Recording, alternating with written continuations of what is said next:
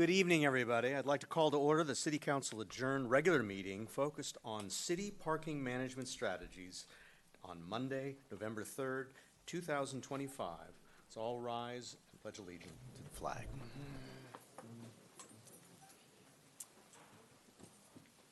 Hand on your heart and begin.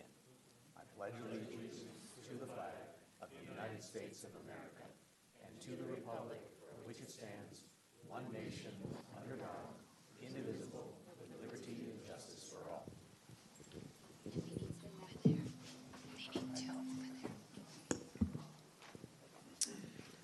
Thank you. Madam City Clerk, may I have a roll call, please? Councilmember Tarnay? Here. Councilmember Sherillian? Here. Councilmember Haworth? Here. Mayor Pro Tem Franklin? Here. Mayor Lesser? Thank you. Before we move on to the approval of the agenda, just an announcement for the public that we're addressing some logistical matters in the City Council chambers and have moved our meeting here to the Police Fire Conference Room. Thank you for joining us this evening. Do we have an approval of the agenda? And obviously everything will be by So moved. movable. Motion Second. by Councilmember Haworth, seconded by Councilmember Tarnay.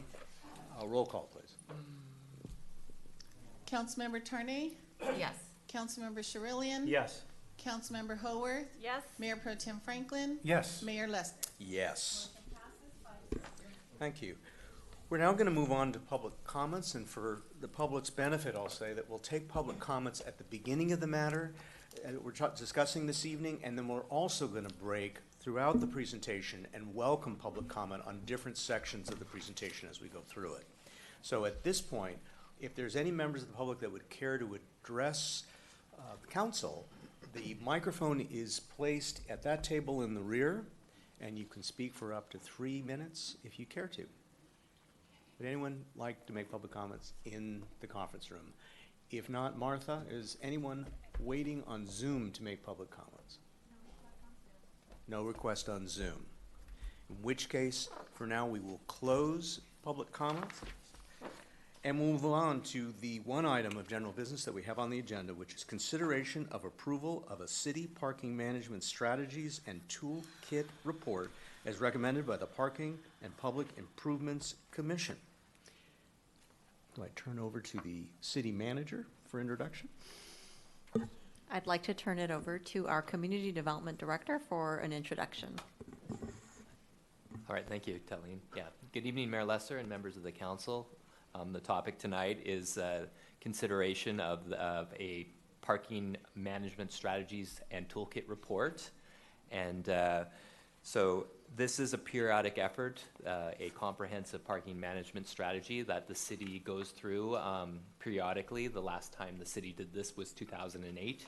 So this has been something that's taken a couple years to get to you, and the fact that a consultant has been brought on board. And the purpose is to come up with strategies that will be incorporated into the report to manage the city's 1,500 space parking resource. So this is a holistic, comprehensive review.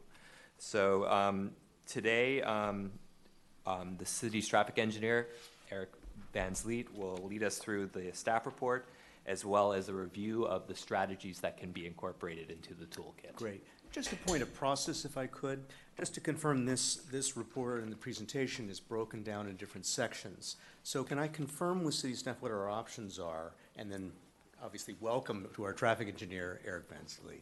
Do you want to maybe lay out the options for council in terms of our asking questions, and then allowing for public comment what our options are, and then obviously taking some votes? Thank you, Mayor Lesser. My name is Eric Van Vliet, the city traffic engineer.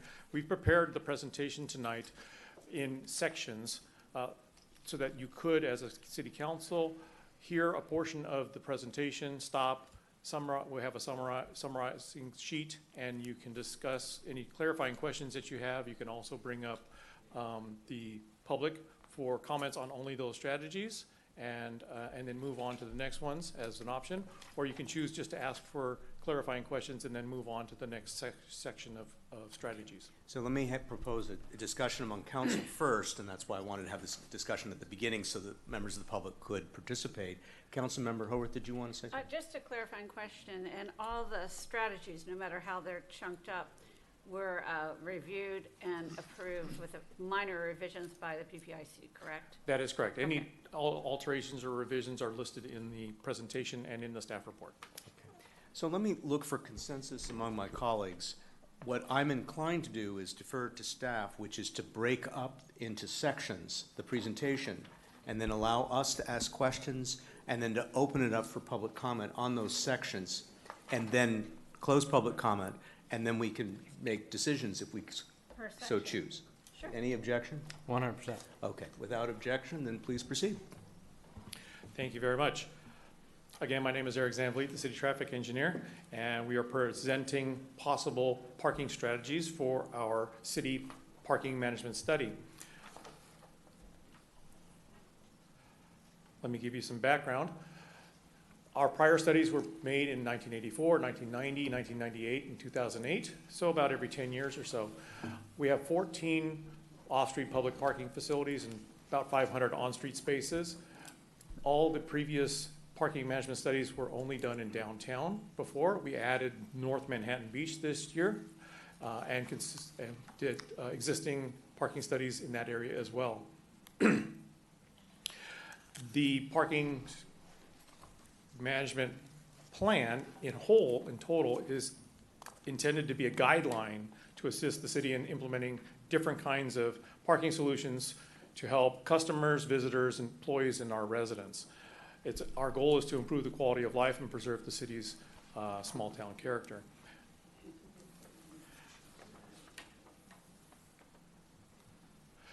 So in order to do that, the city council approved funding for a parking study in 2024. In late 2024, we hired a Walker Parking Consultants to conduct the study. They did and completed existing parking counts in the summertime and the fall of 2024 to find out the differences between summertime parking demand and off-peak parking demand. They also completed a future condition study in 2025. Both of those are attached as links to your staff report as well. It was interesting to find what our future conditions might be, and I'll explain that a little bit more. Then Walker Consultants drafted strategies and a toolkit this summer. We had it reviewed by our DBPA, or North Manhattan Beach DBPA, or Association, and the Chamber of Commerce. We also brought it to our Parking and Public Improvements Commission, who reviewed it on September 25th. So with that, I'd like to have Jeff Wickstein and Stefan Turoff from Walker Consultants walk through some of these parking strategies and some of the results from our existing conditions and our future conditions. And with that, I'd hand it off to Stefan.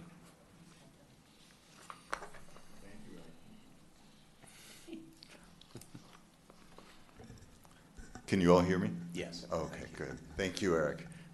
Thank you, Mr. Mayor, members of the council, city staff, and members, residents, of course. My name is Stefan Turoff. I'm the principal in charge of planning for Walker Consultants in West Los Angeles. We're all over the country. Jeff and I have worked together for about 12 years here in the LA region.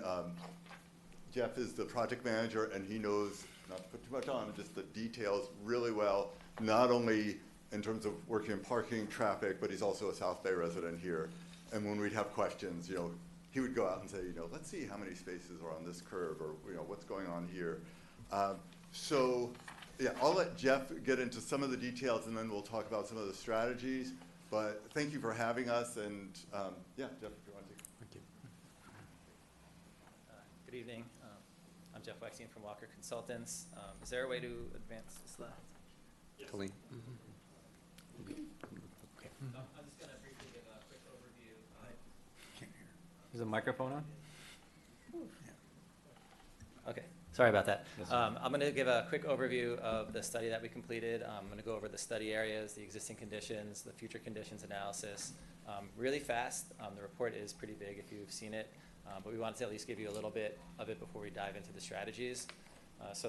Thank you. So the downtown study area matches what you studied previously in 2008. You can see it there. We labeled the numbers and the blocks and the parking lots for data collection purposes. We did collect 6 days of data in both the summer and the fall for 14 hours a day from I think it was 8 a.m. to 10 p.m. So we collected a lot of data to see what the summer season, as Eric mentioned, and the shoulder season. So in the downtown, this is the existing conditions in the summer. It's a little hard to see everything on the thing, but the purple is 100% occupancy or higher for the parking spaces. So you can see there's a lot of purple on the map. So peak parking demand occurred late on Saturday. That's kind of when you have the overlap between the beach demand still being high and your restaurants and bars and other nighttime activities ramping up as well. The beach parking lots were full. You guys used traffic management to control that due to the lack of turnarounds in the beach lots, to maintain access for first responder services. The majority of available spaces you'll see on this map weren't necessarily available. They were empty, but a lot of the spaces, a lot of the little red areas that aren't quite purple, that's some ADA spaces being empty. It might be some of the spaces for the lifeguards being empty. In particular, you see a little corner of green in Metlocks there. That's the shade nest, the nested area for shade, which was maybe half full during the day in the summer. Things of that nature there. And you can also see we did study a bit of the where you have the residential permit override district. And you can see those little lines there. Some are pretty full, some aren't quite full, but the residential permit override district is working. There was never where it's totally full there. The residents always had available on-street parking spaces. So in the fall, it's a little different picture. You still have a pretty high demand at the peak in the fall. The beach lots still fill up, at the peak of the day, but you don't see that beach demand spilling back through your downtown. So in the summer, you see people carrying beach chairs from Metlocks, and walking to the beach. In the winter, you don't see that as much, and conversely, you see more of people using the beach lots, particularly the upper beach lots, to go to the Strand House and other places. So you see the commercial demand actually spilling into the beach lots since they are actually available in the fall. And the peak is still pretty high, but it's not as concentrated. So in the summer, you're at your peak for like most of the day. In the fall, you're at peak for a little while, then it does drop off, and there is more availability. And as we noted, like residents don't need to, protect their spaces as fiercely as they do in the summer, where if you have a free on-street space, you might switch your cars if you're going out in one, and have that second car pull up. You don't see that as much in the fall. So North Manhattan Beach, again, it was added to this study for the first time. The study area was basically, your big beach lot at El Porto, the on-street parking on Rosecrans and Highland, and then Lot 4. So North Manhattan Beach in the summer, again, same story. Very full at the peak, very full throughout the day. You'll see a few, if you can see on the screen, there's a few places that aren't purple, and again, those are generally spaces that aren't available to the general public. So, Lot 4 is full, but those 12 merchant permit spaces, weren't full in the summer. And you see there's some spaces up on Highland north of Rosecrans that are, marked for short-term parking. Those also aren't necessarily full because, most people can't park in there because they want to stay there for more than 15 minutes. The beach parking demand does impact the commercial areas. Again, just like downtown, you see people, parking in Lot 4 and walking down to the beach, parking on Rosecrans, walking down to the beach. We talked to some of the employees while we were there, different businesses that we patronize, and, they talked about, parking way down on Rosecrans and having to walk all the way, to go to work in the summer. And again, like the available spaces, were generally things that, weren't a long enough time for people to park in. And I will note, like I mentioned, the parking does spill pretty far down Rosecrans. It's a mix of, residents who park there all the time, but then also, beach demand and commercial demand in the summer, does go pretty far down Rosecrans. That's where, when we were doing observations, that's where we parked too, down on Rosecrans at the first space we could find. In the fall, it's a little different. This graphic, which shows the peak, doesn't quite show it. The beach lot actually fills up in the fall during our observation days, but it was a very early peak, like 10 a.m. in the morning, so it's more of a surfer peak, resident peak, local peak. And it drops off, much faster than in the summer. It was full, like, only during that, one observation period. And the commercial wasn't as tight, the on-street's still pretty full, but lot 4 wasn't, overloaded all the time like in the summer. And in the fall, you don't observe that, people walking from down Rosecrans because the demand isn't there for that. So the next kind of, report that was in your packet is the future parking needs. And I'll go over this quickly. It's just kind of an exercise to kind of, calculate, what sort of unmet demand and what sort of future demand is in each study area that might want to be added in the future. So in the downtown, the sources of these needs are the densification of parcels. So that's, in your downtown, you can build to a 1-to-1 FAR without providing parking. So that was just a quick look and calculation at what parcels, there's not a lot of them, aren't at a 1-to-1 FAR, floor area ratio, and what additional parking demand that might generate. A little bit of ambient growth, which is just over time, if you have more successful businesses and the population grows, you'll just have more parking demand. And then existing unmet demand. Excuse me one moment. Yes, Yeah, Councilmember I'm Hope. sorry. I'm so sorry to interrupt. Is there somebody talking, like, I don't know if it's back behind the screen. I don't know. I feel like there's this. Okay, apologies. I know this is a weird setup, but it's making my old brain go crazy. So I really want to, thanks. Your Honor? Yes, If we had a- Councilmember Sharin. Thank you. If we had a question on a slide, can we ask it at this point? Or should we keep? Let me say this. What I would propose is right before we begin the strategies, which would be after the next slide, that let's open it up to questions too. Right before. All of these. Is that all right? Perfect. So that way you can finish your presentation before we get into the different strategies. Go ahead. Okay, yep. I'm going to try to hold this a little closer so it's a little louder for That's everybody. better. Yes, much better. Yeah. So, and then the last portion of like the future parking need is existing unmet parking demand. So this is both, we went out and observed the queue. So in the summer and in the fall, to some extent, you have a queue of cars, on Manhattan Beach Boulevard trying to get into the city. You have cars coming down Highland, that are backed up, for blocks trying to get in and look for parking in both directions as well.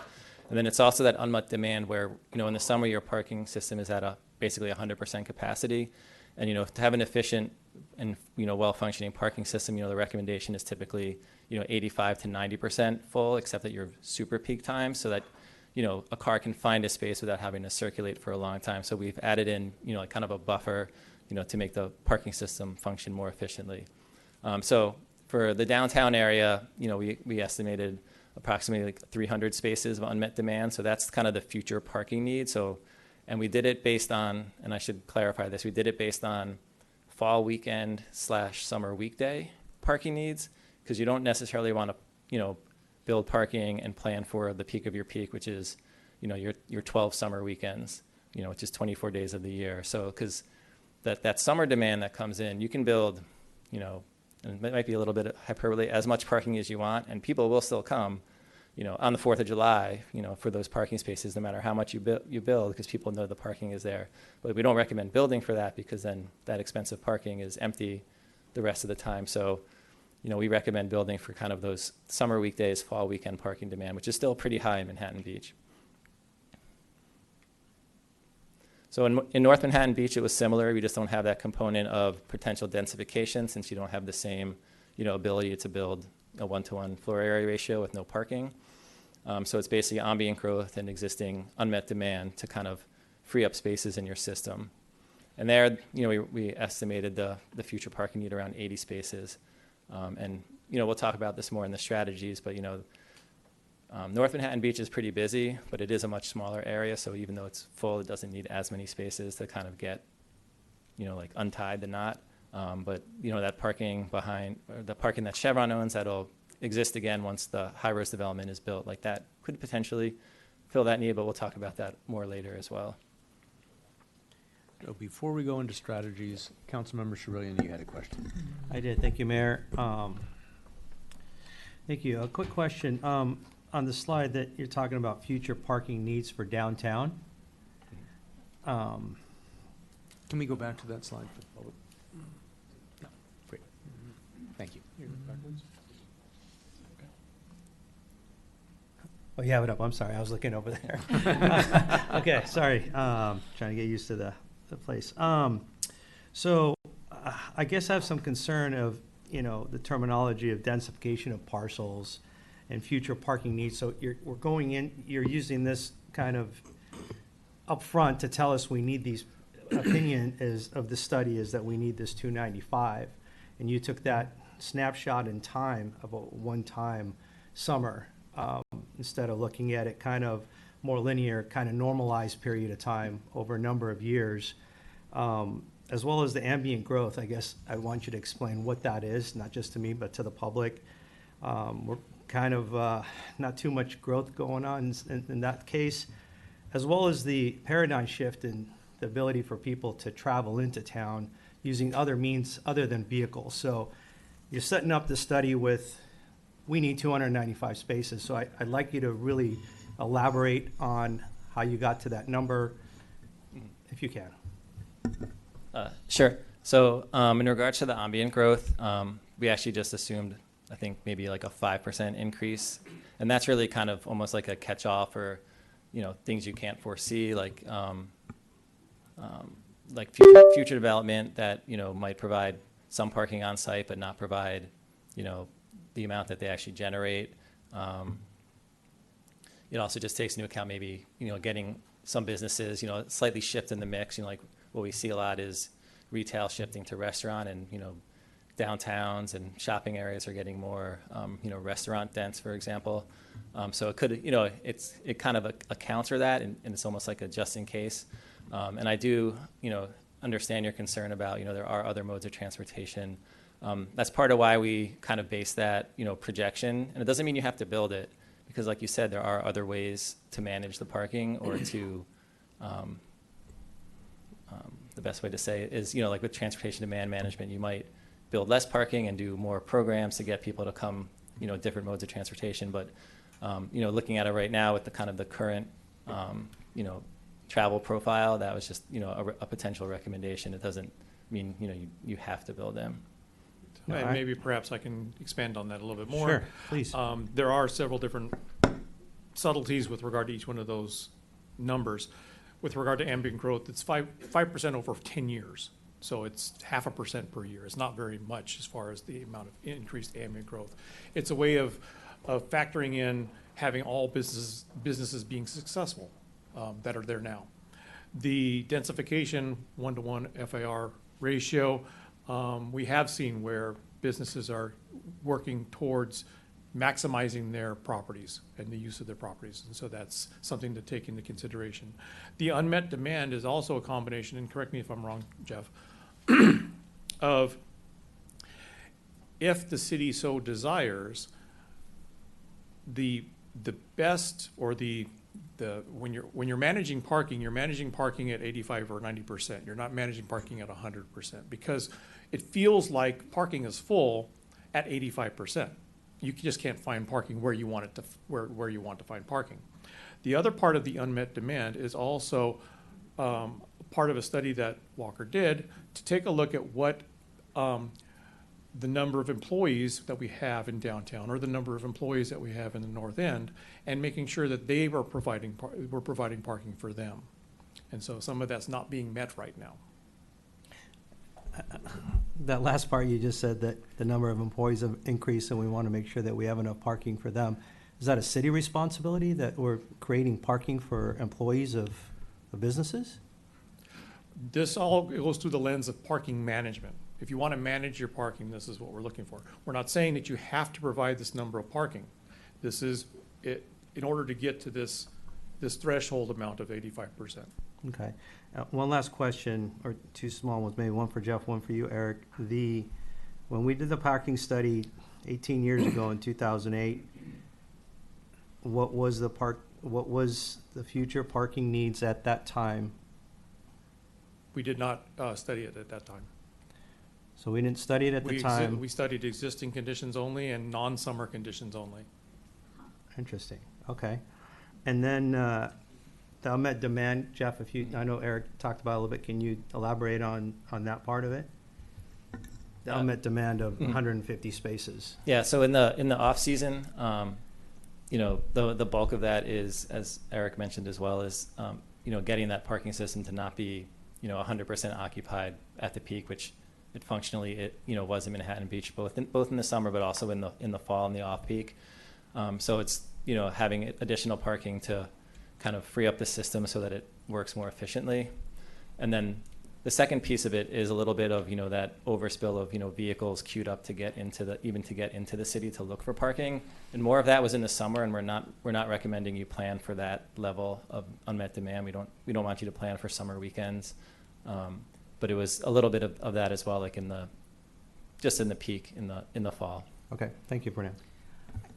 If I may, I'm going to follow up, and I presume you have a question too. I want to pick up on questions by Councilmember Sherillian with regard to intensification.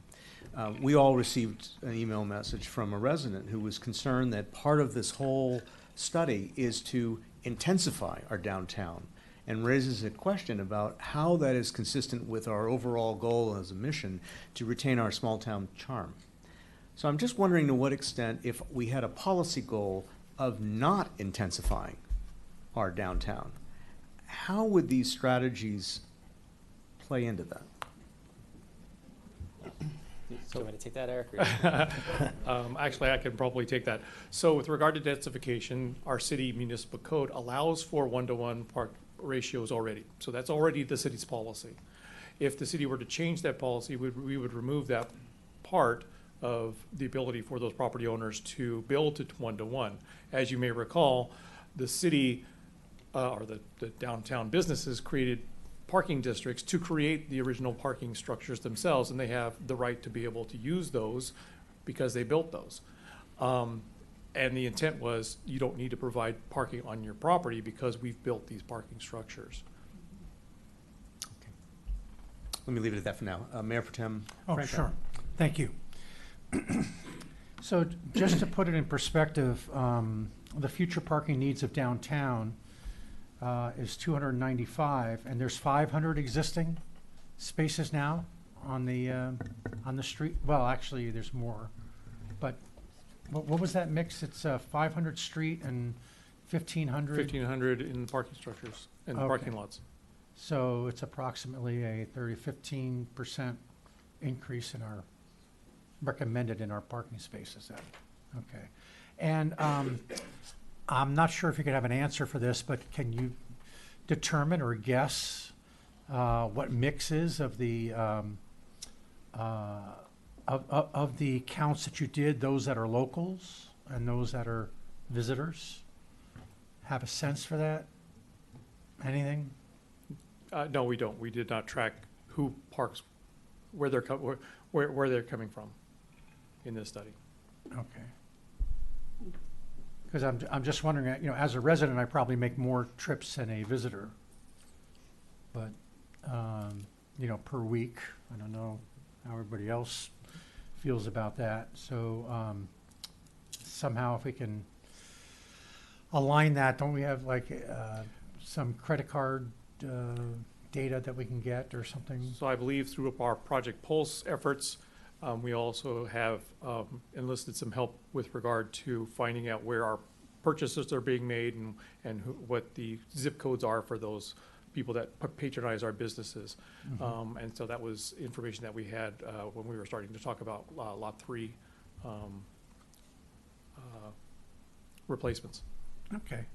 And so you mentioned that we did these studies in 1984, 1990, 1998, and then jumped 10 years to 2008, but now we jumped 17 years to 2025. I mean, I know a lot happened in between there, but that's just also the reason that we should be doing these kind of studies. I mean, what was the reason for not doing it like if you're following 10 years in 2018 or 2016? We started the effort in 2018. COVID happened, and we did not want to take any parking counts during COVID. Well, 2018, COVID happened in 2020. 2020. So, okay. You have to also notice, the 2008 study, the counts were taken in 2008. The parking study was approved in 2009, and then also it was reconfirmed in 2010. So really, the parking study was active from 2010 on. Okay.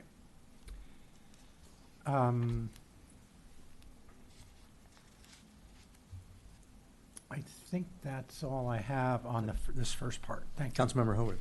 Yeah, just to follow up, Eric, on the whether, did we track where cars were residents or non-residents? And I appreciate the point that residents are probably going in and out more than non-residents, I suppose. But when you mentioned, for Project Pulse, we were using credit card receipts or some, geotagging, programs. Those represent a different set of data points, correct? We can't apply that to the license plate. So like we're not able to make a direct I don't know if it's comparison or it doesn't apply directly. I just want to confirm that. That's correct, and we did not do any license plate surveys for this study. Okay, that's all the clarification. I don't know if it doesn't prove any point. I just wanted to clarify that which you mentioned does not take into account for license plates. Okay, thank you. Councilmember Tremaine, any questions? Okay. Any further follow-up? Please proceed with the strategies. All right, so with that, we'll move into the strategies. Stefan and I are going to tag team them, and he's going to start.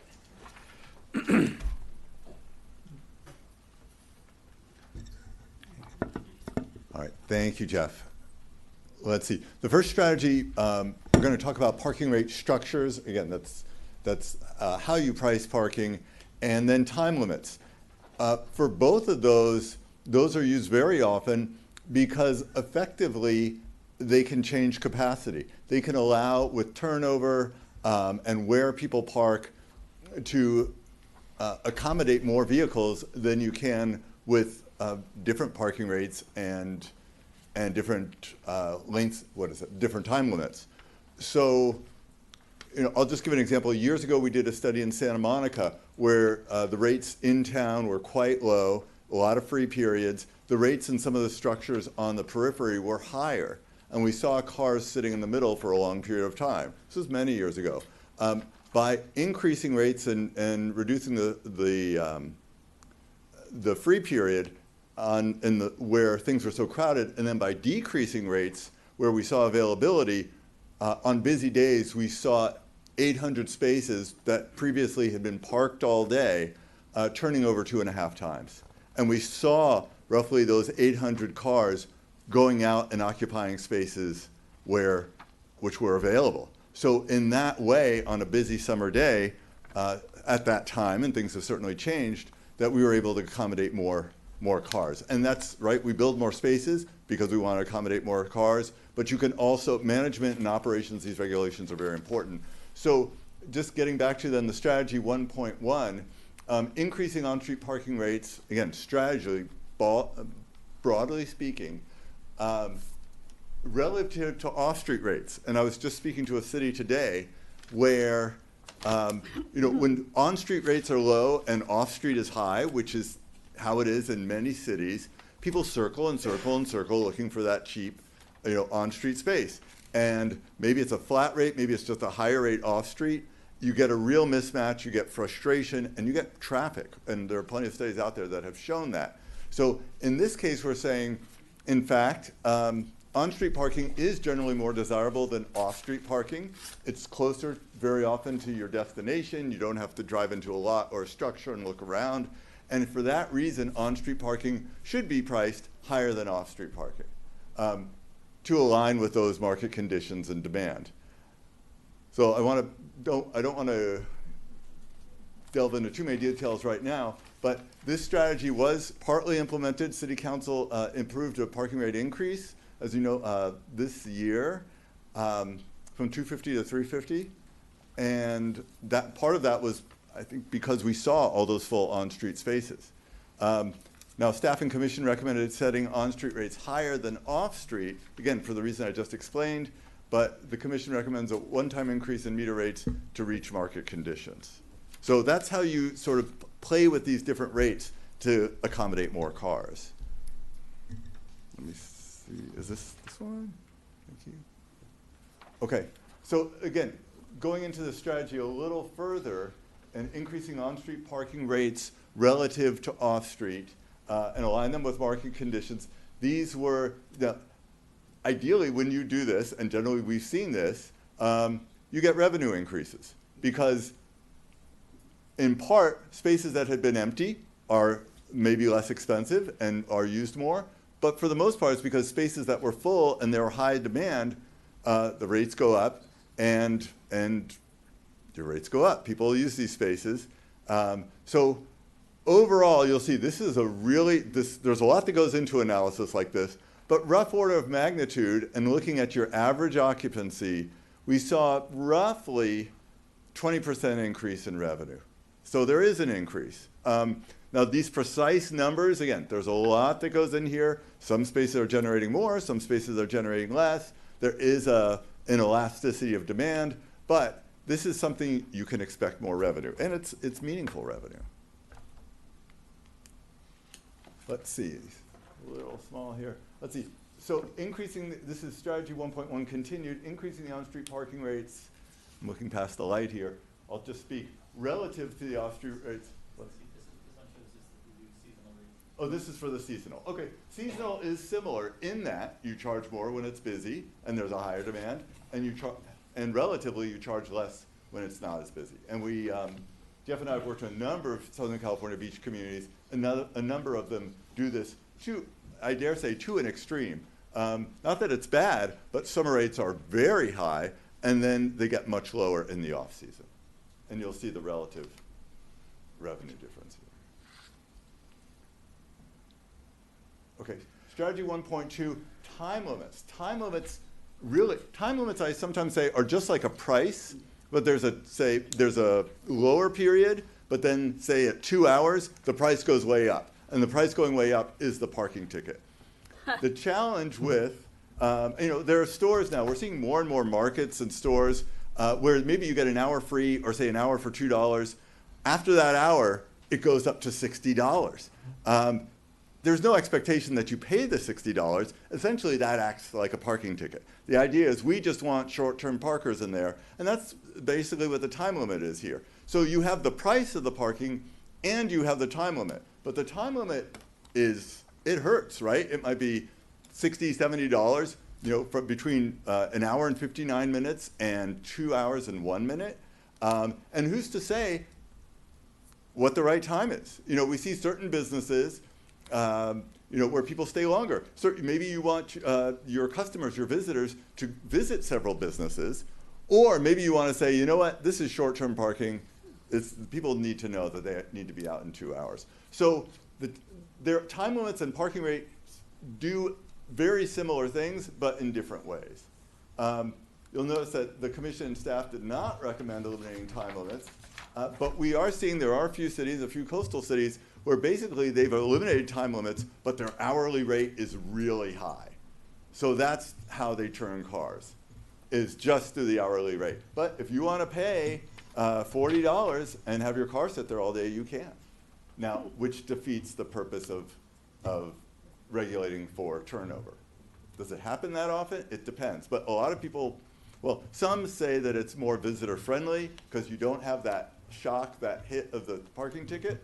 On the other hand, you can see it's a trade-off. So let's see, tiered pricing, is that there? Yeah, you can discuss tiered parking and what that is. Yes, so there you see, in this case, we're talking about that the cost goes up every hour. Or from, what is that, from the third hour? Second to third.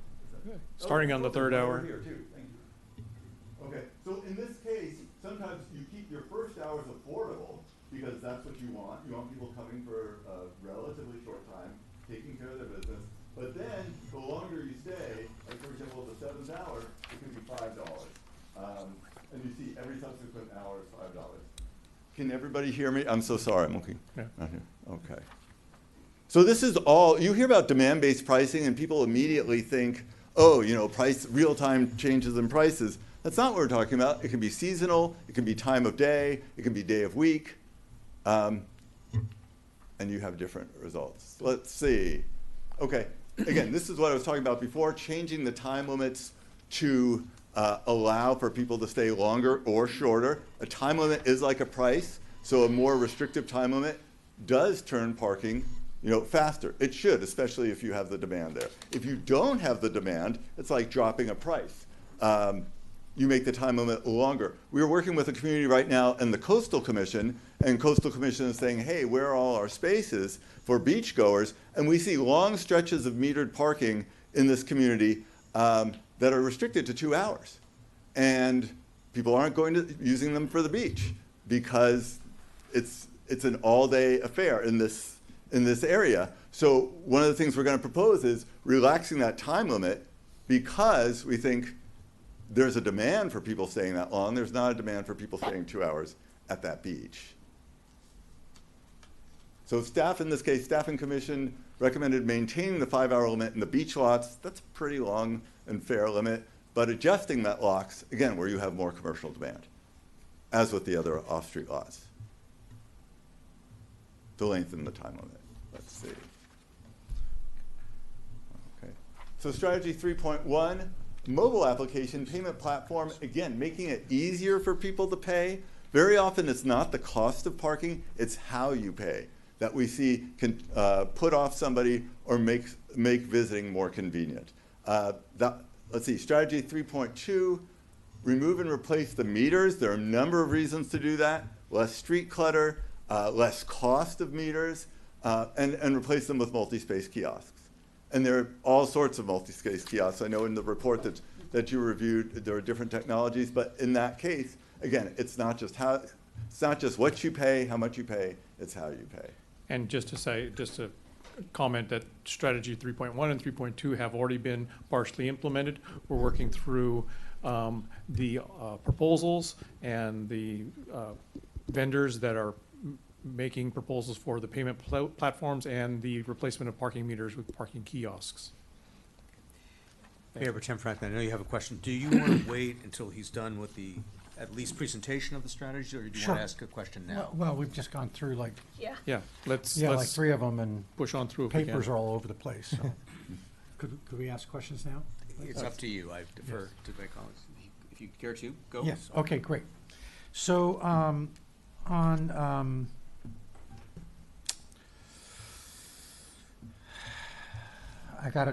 sorry, I did most of my notes in the book and not on the presentation, so I got to reconcile them here for a second. The one where we talk about the 5 hours to 4 hours at the upper lot. Slide 18. At the upper and lower pier lots, it looks like it's strategy 2.1. So 2.1. Do we have any information about how many people stay for the put in the maximum for 5 hours? Are those quite smart or sort of smart meters or almost smart?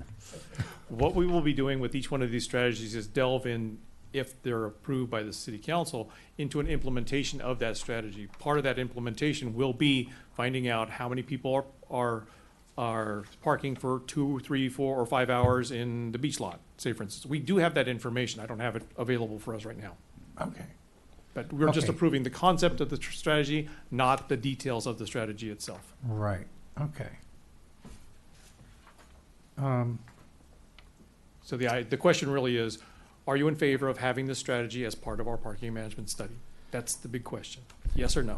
And then we'll remove the ones that we don't want in the final plan, and we will then pursue the ones that are approved by the city council. Okay, and so I just want to verify, there was a statement in here, I did go through it, like 1.2, and that was the on-street tiered pricing. And I said it wouldn't, I wrote a note to myself saying it won't make a difference in Manhattan Beach, and then on the next page, it said a disadvantage of tiered pricing as a parking management tool is that compared with an enforced 2-hour time limit may be not as effective in reducing the annual amount of, or the amount of time parked on a street in higher income price inelastic community. Are we a higher income price inelastic community considered? I would say we are, and staff is not recommending tiered parking. Okay, all right, well, just for the public, to kind of hear the things we got to go through here. Okay, thank you. I think that's it. Thank you, Mayor. Great. I have some questions that I was gonna wait till the end, but Councilmember Sherwin, do you have a question you'd like to ask now? Please, go ahead. Just really quick, something Eric said. So strategies 1.1, we're talking about potentially discussing if we should raise off-street rates or not, bring them to market. So all we're doing tonight is accepting strategy 1.1 and not coming up with the actual rate. So these will be brought back to us, one strategy at a time, or in a, maybe it's. Maybe in a small grouping, but yes, that's correct. So that's, and then what would be kind of a fair timeline for that? Would it be like a, You will also set the priority for us to bring back those strategies. thank you. Councilmember Howard, you good? Oh, I'm sorry. Okay. No. Please, proceed. And can you hear me with this mic? Barely. Okay. All right, well, try. Okay, I'll try to do a better job here of being heard. Let's see, just moving forward. Moving on to Oh, strategy okay. 4.1. Okay, this is, we often hear requests for this, implement a public on-street valet or attended parking services, which might be something like you pull in, if there aren't many spaces, there's an attendant, you might say, hey, I'm just picking up something for 10 minutes, but the concept is basically the same, that you have staff, people out there who facilitate parking and increase capacity. So staff and the commission support a public valet service operated by private businesses. Again, there are valets in downtown commercial areas and attendant assist come in all different flavors, but as a strategy, yes, this was supported. Okay, 4.2, public parking attendant parking large parking lots during peak hours. There again, the nice thing about these compared to say a capital improvement is when it's busy, you add staff, you increase capacity, but very often you don't need to do that most of the time. In this case, this is the type of thing that you would do. You have large parking lots, you would have public parking attendant helping the public with that. Thank you. Okay, strategy 5.1, and then this gets grouped together, so then you'll have more chance to ask questions. Identify potential public and private properties that could meet, pardon me, that could meet current and future parking needs through shared parking agreements. We've seen the city, we kept saying as we were doing the study, we'd say, oh, here's an idea, and we turn around, the city had already implemented it. That was, I think, the US Bank lot. This is really, I think, such an important idea because we see so many commercial areas, they say, you know, we want to add parking supply and it's expensive, you're limited to, you know, by the land availability, but then we see private lots often have availability. If not all the time, then some of the time, why not take advantage of them? So that's the idea behind this strategy. Staff and commission recommended expanded outreach and modification to the code to allow this. That's exactly how you have to move forward with this type of thing. But gosh, in 2010, we recommended a program like this in San Clemente, just a lot of little private lots, and it went really well. You know, agreements were made between the private lot owners, the city, when the private lots weren't being utilized, and effectively, it's like buying or building more parking. Now you have to have the parking somewhere, and you have limitations to that, but where you have it, that's something to consider. So staff and commission did recommend that public-private partnership to share parking, similar to what you have going on in Metlocks. Let's see, so is this the summary? Oh, so this is your first set of 5 strategies. Here's the summary. Again, adjusting rates relative to other rates, you know, adjusting time limits, let's see, adjusting even off-street time limits. Typically we do have, just like off-street is typically cheaper or should be cheaper than on-street, often you want to be more generous with your time there. Again, how people pay, whether through mobile payments, kiosks, on-street valet, what do we have, attendant assist, and shared parking between public and private uses. So, thank you, Stefan. We're going to allow the City Council to ask any other questions. If you'd like to have the public come up and speak about these first 5 sets of strategies, then we can do so. So I'd like to go to strategy 1.2 and go back a moment. That's the strategy related to adjusting or limiting time limits for on-street parking and establishing tiered pricing to encourage turnover. Back in my days when I served on the Parking Public Improvement Commission over 20 years ago, I thought the incentive was to spur economic activity by limiting and capping the amount of time. And moreover, in our city, much of our parking supply is utilized, at least anecdotally, and now backed up by some of the data that was presented earlier, that we really don't have that much surplus. So why would we want, my understanding is there's a difference of opinion. The recommendation that your team has provided is to allow some flexibility on time limits where our commission, and I think many members of our community would want a time limit so that we turn over spaces so that those that drive the vehicles in can conduct their economic activity Right. and then be encouraged to move on, and then that makes that space available. Explain why there might be a different point of view here. I think there are a number of reasons, but to me, that the time limit, because you have different businesses and people staying for different reasons, and that time limit, almost by definition, is arbitrary. And there are people maybe who, you know, maybe they make a day trip, or you know, it's not somebody running an errand from a few blocks away. It's somebody coming to visit, and it's worth it to pay that. And when they pay that, they will go visit multiple businesses. Now, again, what is the right time limit? Is it 2 hours? Is it 3 hours? Is it 1 hour? In some places it's clear, but often it's not clear. And I'll just give you an example. Years ago, and we can talk about Carmel, but we did a pilot program in Carmel. Everywhere in their business district was 90 minutes. Pretty short time. And I remember taking my family there after that time. You know, we stayed for 90 minutes. There was nowhere else to go. We left town because really there was nowhere else to park.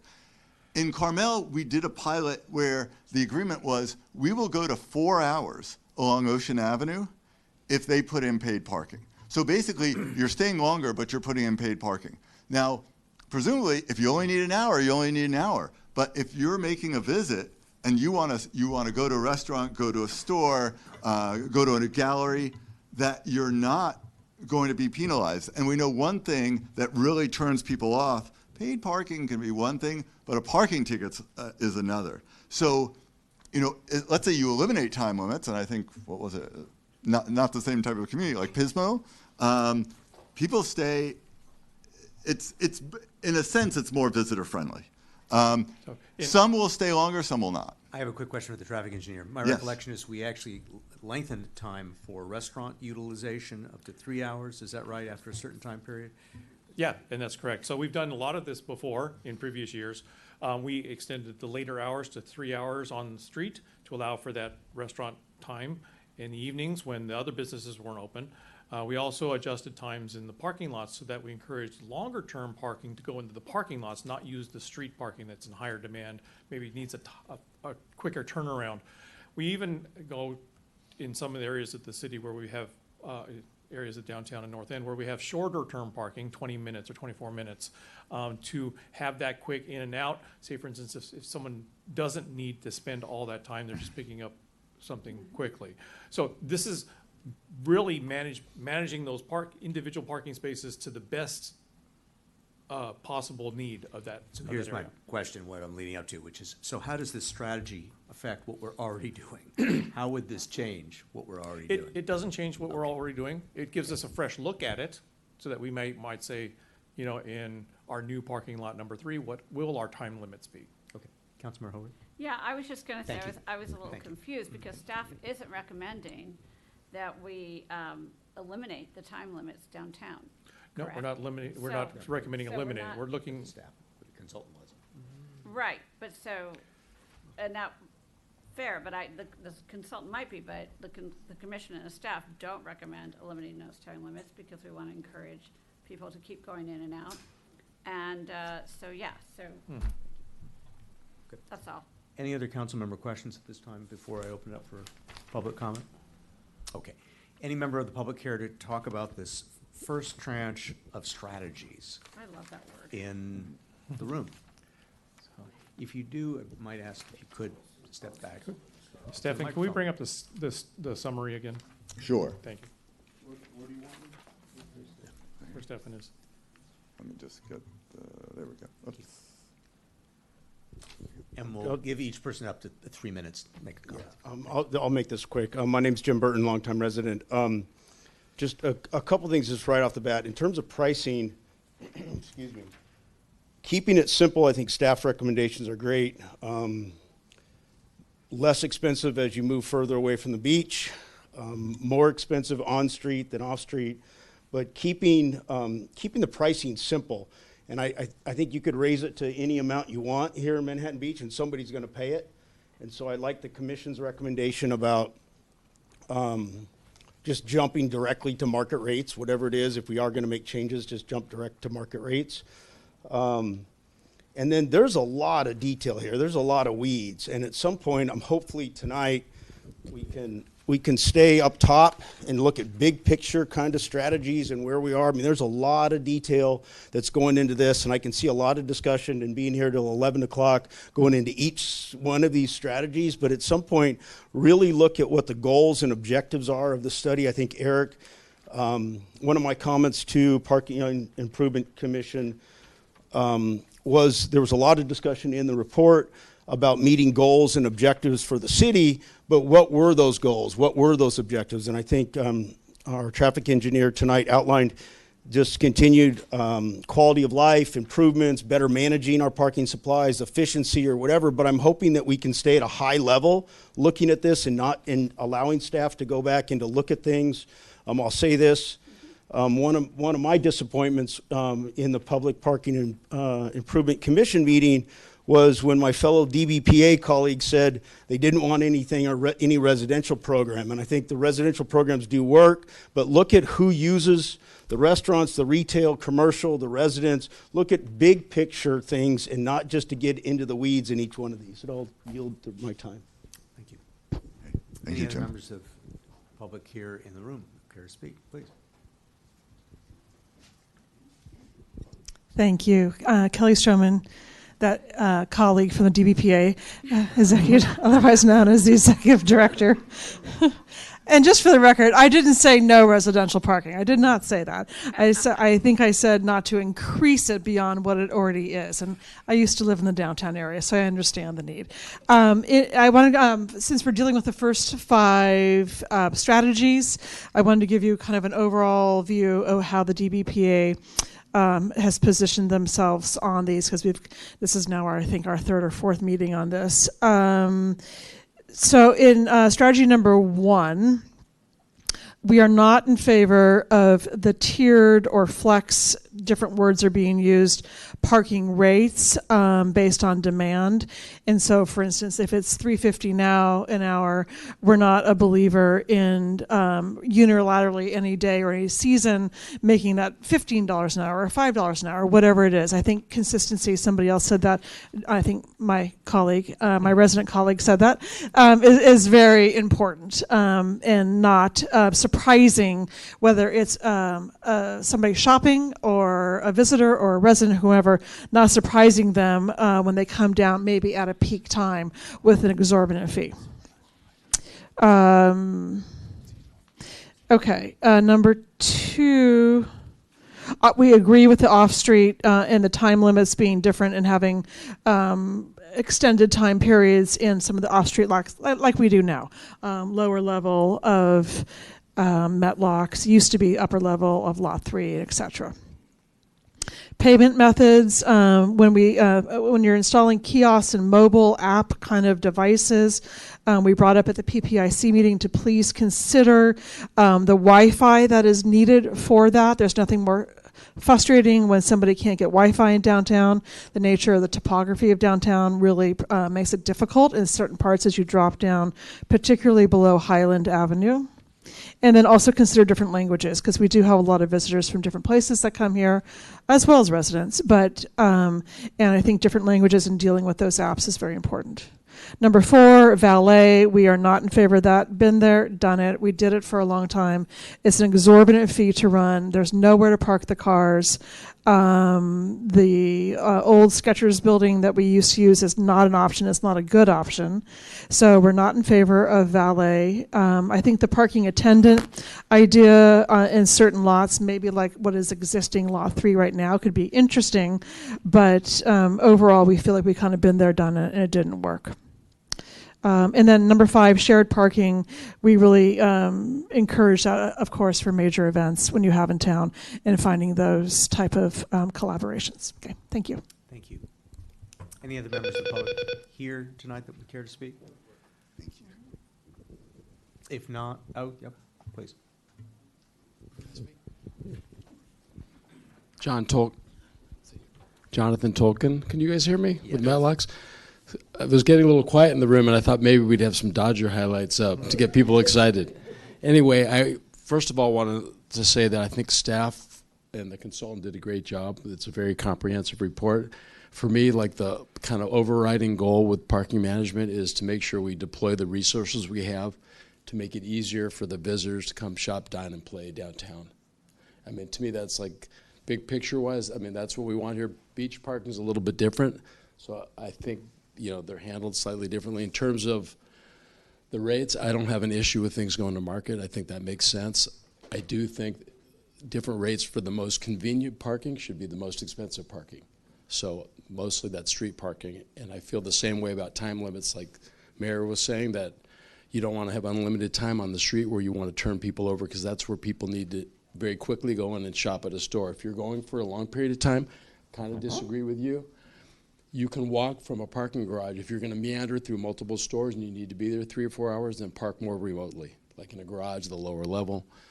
I would say, let's see, you took the list down, so I don't have my talking points here, but basically, maybe that's better. In terms of the payment systems and pulling the kiosks down, I think that's the future. It allows us to play with rates without confusing the customer. The meter thing can be very confusing, so you want to keep it simple, but when you have a mobile app and it tells you your different rates, it makes it easier. It also, you're notified that your meter's coming, your time's coming due. You could add time to it if you still have time on your zone. So I love all those ideas. I'm completely against ticketing, and I think with these ideas, because if you're a great customer and you missed your meter by 5 minutes and you spend a lot of money downtown, it's the worst feeling when you just spend a lot of money to get penalized.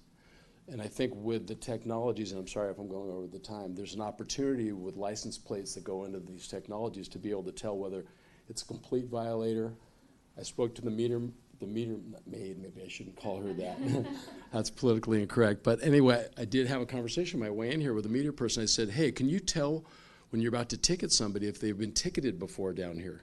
She said, yeah, we can. I said, well, that's really interesting, because I do think for repeat violators, maybe the ticket price, like we talked about for maybe mobile vendors. Your ticket violation price goes up so that your people that completely violate, you do that. Let's see. The final thing I had here was employee parking, and some of the residential things I'm in favor of. I like the idea of maybe deploying other resources, like some of the city lots at peak hours when you're closed here for employees, and I know that might be available, but maybe it's not used enough. And then the final thing is there was a shuttle. There's alternate. I'm an urbanist. I like taking a train. I want to take a train from my house downtown Manhattan Beach, but it's not there yet. But I do think there are alternate methods of getting downtown. Of course, Uber, self-driving. And at one point we had this. Oops. Okay, I'm done. We had a shuttle, like a golf cart that was free that took people down. I think some of these techniques for peak hour, in addition to, I'm a big believer in attended parking too, where you stack parking garages. So Thank you. Anyway, that's it. Any other members of you. the public that would like to address the points so far on the strategies? If not, Martha, is anybody on Zoom that would care to speak? Okay, in which case we'll close public comment on this item. Council, one thought is just simply to go down the list and take a poll on each of these strategies, as opposed to getting each person's favorites that then we'd have to, or each person's positions, and that might be a little difficult to keep track of. Yeah, I think that there's probably many of these that it's pretty easy to do a yes, no, and if there's discussion, then allow it. But unless you want a soliloquy on each one for me. I enjoy your soliloquies most of the time, but why don't we start with strategy number 1, which is the increase on-street rates relative to off-street in alignment with market conditions. What's going to be Yeah. most efficient? Going down the road, saying thumbs up, thumbs down? Why don't, I'll start. I'm a yes. Mayor Pro Tem?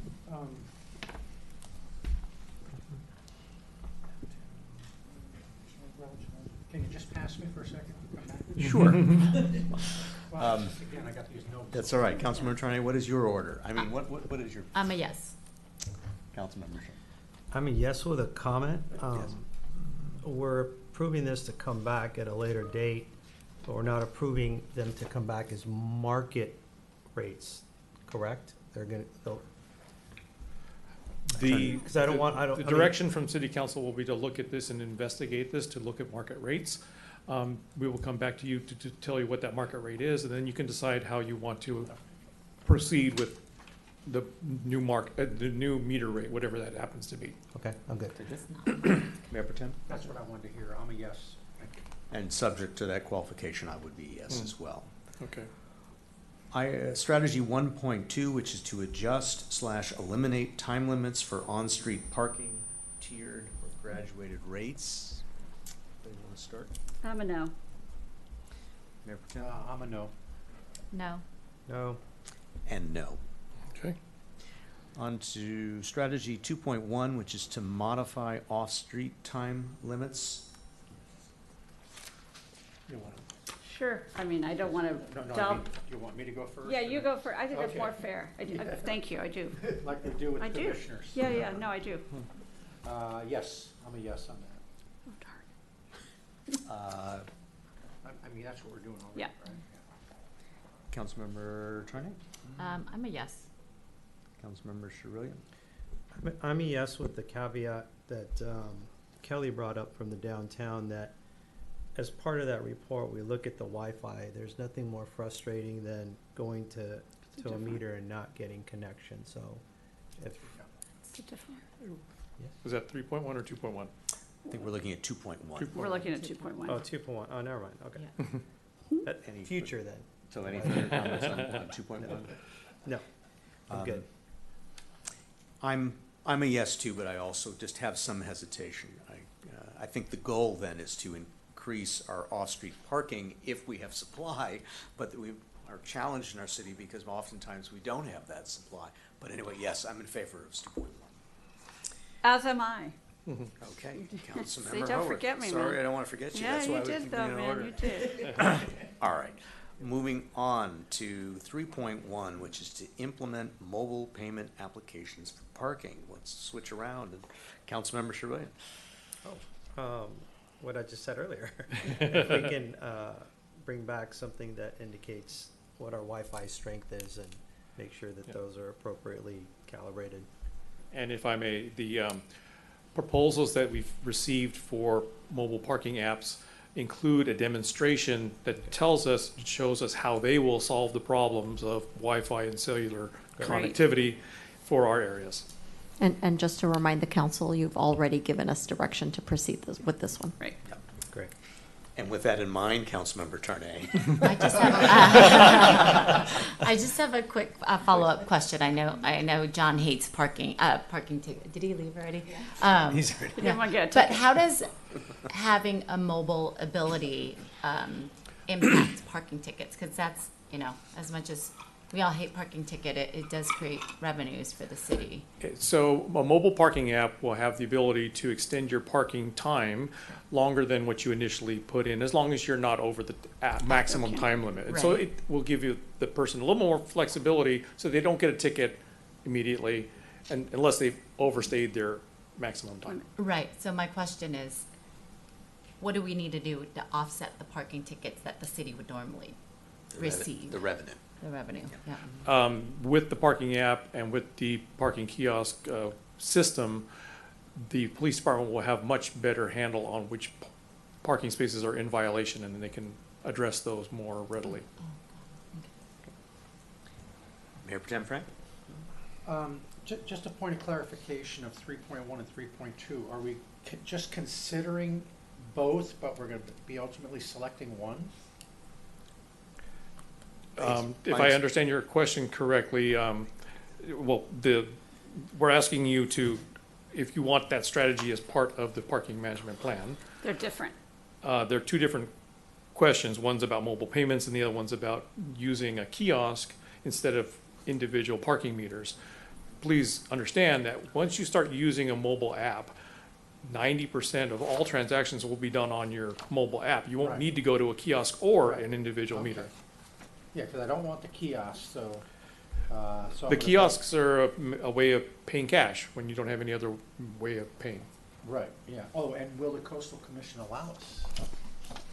The kiosks are being designed so that they accept cash, so that the coastal commission Okay. will be acceptable of that. But how about the mobile app? I mean, how would that collect cash? It doesn't. Doesn't, so would we be in compliance with the coastal commission? We have to have both options. So That's they- the solution. Have So to you have have your an option for cash Couple of payment. kiosks. Yeah. You Yes. have to have the option for the cash payment as well as the mobile app so that it's acceptable to the coastal commission. Mhm. That clears it up. That Okay, so I combination. am a yes on 3.1. Councilmember Howard? Yes. And I'm a yes as well. 3.2, this has to do with removing and replacing individual parking meters with multi-space kiosk, and as the city manager had indicated, this strategy was also previously approved by council on April 15th, 2025 as part of the parking technology roadmap. But I have a question. I think I got a sense of where Mayor Pro Tem Franklin is going, and I have similar concerns. And that is, there's nothing worse than seeing a long queue of lines of people waiting to pay their fees, and worse in some communities where that kiosk is out of order. I'm wondering, particularly because of our beach environment and just technology with all of its problems, what are best practices? What are other cities doing to anticipate this issue and prevent this sort of problem? Yeah, so we've thought about this as part of the RFP that went out for parking kiosks. As I mentioned, 90% of all transactions will be made on the app. That's just known. So there won't be a line because everyone will be paying on their mobile app. For those that happen to need a kiosk because they don't have a credit card or they need to pay cash, every kiosk will be able to accept payment for every parking space. And so if one happens to not be working, you can always go to a different one and pay there. And there will be enough of those scattered around each one of these areas to do that. And I don't recall if in April, council was presented with proposed locations for the kiosks, but does the proposal provide for perhaps more kiosks than perhaps some other cities might have, that way of one's out of order, one that works is closer Sure. by? I mean, how are we approaching that issue? As part of the proposal, there are a certain number of kiosks, and I'm not sure exactly what the number is, Gil. I think it's, But we're not deciding that tonight. but we're not deciding that again. But there will be enough of those kiosks around to be able to do that. Okay, I've sort of dominated this. Does any other council member have a question about Mayor Pro Tem Franklin? Well, I was just going to give my answer or my opinion. If you have a question, Yeah, I have a question. please proceed. Thank you. So kind. I am. My one concern, having used mobile payments before, is to log on to it. They have a QR code usually, and we know that those are now subject to mischief. You know, bad people come and put a different QR code sticker over it, and it goes and it wipes out somebody's bank account. So does it require that QR code, or how are we going to provide security? Sure, there's lots of fail-safes that are built into the mobile app system. You don't have to use a QR code. Once you do this parking payment for the first time, you are part of the system. You just bring it up the next time you come up to park, and you don't have to worry about any of that. The first time you use the system, you'll basically do anything. You apply or you become registered just like anything else. Username, password, put in your license plate. Right. You'll be using your license plate for entering the information for your parking session, as they call it, how long you're going to be there. And you can pre-enter all the different license plate numbers that you might have for your different cars. And so all you do is you tap the license plate number that you want. And just one quick question. So if another city is utilizing the same system, do I have to download their app? I mean, it's the same app, but can I? You'll be able to use the same app. Perfect, thank you. If they're using it. And Well, that's what I mean. That's We're what going I to asked. allow for multiple Yeah. applications, Yeah, if they- multiple mobile apps. Yeah, okay. Okay. Let me just Multiple confirm there are no cities. other questions. Are there any other questions? Attorney, Councilmember Schroeder, Okay, can I? please. All right, thank you. And I do really appreciate my colleagues, the questions, especially, we have heard about the abuse of QR codes, so it's great to hear that there's other available options. And I do appreciate you asking the questions about the kiosks. I have a good comfort level with them, and I just think that it will be such a benefit to all to get rid of the meters from the sidewalks. Yes. That's just gonna open up, especially for ADA access, but just, it's really gonna open up the sidewalks and beautify our whole city. So I'm a strong yes on this one. Mayor Pro Tem Franklin. Oh, Please. sorry, I'm sorry, I forgot. And I do look forward to the, because we did vote on, or, you know, give direction. I really look forward to seeing what you present to us on the different companies, because I think then we'll really work out a lot of these issues. And, you know, I also want to say, you know, I'm going down and kind of quickly saying yes, no, and all of us are, with some questions, but really want to give a shout out to the PPIC and any of the commissioners who are watching at home. They really dug in, and first of all, the staff did a fantastic job. But really, the PPIC, man, one of the best, you know, meetings ever. So kudos to them for making our job really easier, but with a fully vetted, researched recommendations. Thank you. Okay, so I'm voting on the kiosks. Right? Correct. 3.2. Yeah, 3.2. Well, it's just the only caveat is, can we recreate the opening scene of Cool Hand Luke? You know, where he's cutting off the parking meters, and that's how he got into trouble. Can we do that as part of the promotion? Anyway, yes. We can have a ceremonial, Yeah. you know, cutting of the, Sign me up. of the Sign me parking meter. While you're mayor. I'm a yes. Councilmember Schroeder. I'm a yes, but I also want to make a comment and just echo some of Councilmember Howard's words to the PPIC. This was a big undertaking, and it was a long meeting. I think it was about 5 hours or so. And I do appreciate their service to the community. That's all. And for my comments, I also want to thank the PPIC and staff, of course, but I have more trepidation with this issue for reasons that were discussed. This has already been approved. Staff is going out for a request for proposal.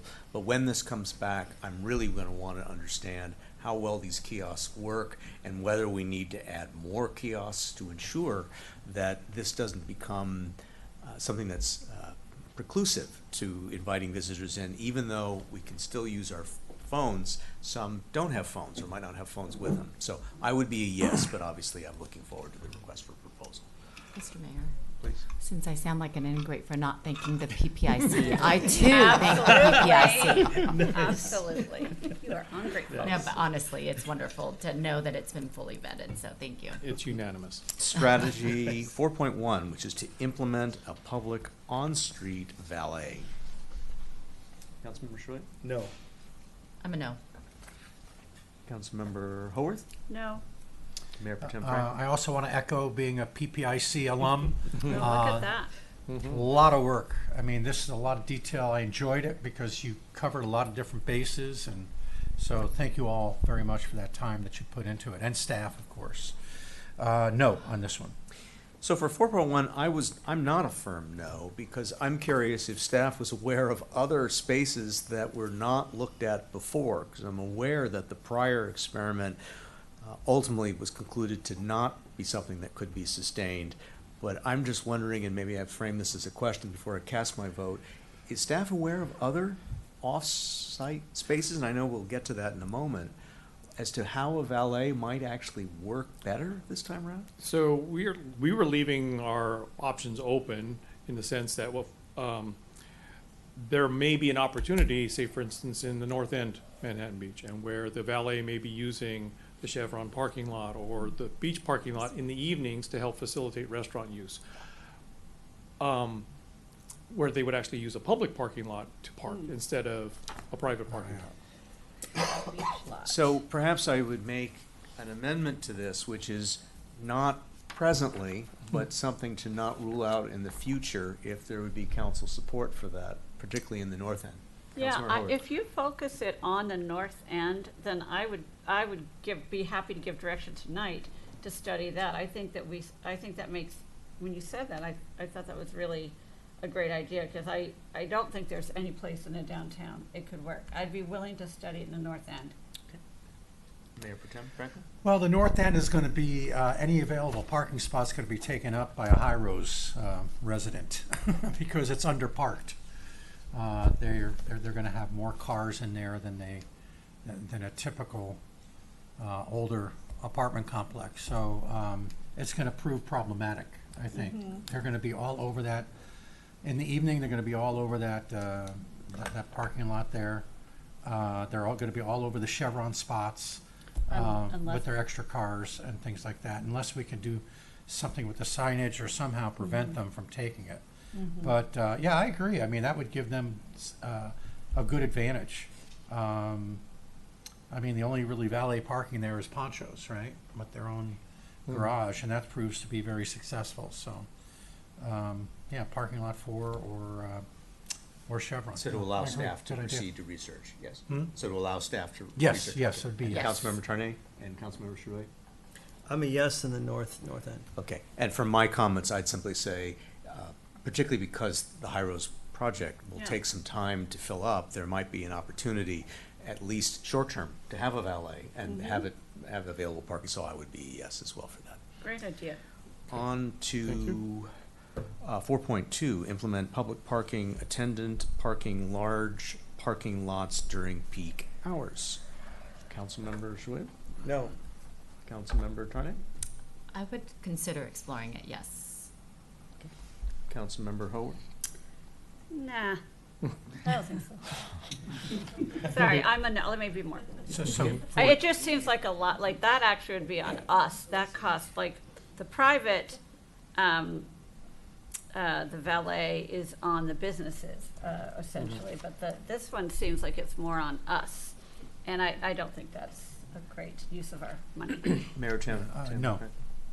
And for my response, I'd want to clarify with staff, the PPIC, which we've revered here tonight, voted to not recommend the attendance, but I wanted to clarify with staff if they are aware of opportunities where this clearly offers an advantage such that we shouldn't rule it out.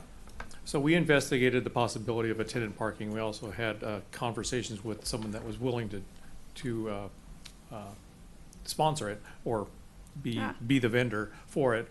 We didn't find that there was a large enough parking lot where it really would we'd be able to take advantage of the attendant parking and be able to get some additional capacity out of it. So it didn't pan out. It's also very expensive because you have a paid person there the entire time that you want that attendant parking to take place. And so the number of people that are using that may not pay for that person to even be there. In which case, I will be a no as well. All right, colleagues, are we prepared to move on to strategy 6.1 and beyond? Shared One more. parking. One Excuse more, me. Mayor. Sorry, shared parking, moving too quickly. Shared parking, 5.1. Yes. Yes. Mayor Pro Tem? Yes. Yes.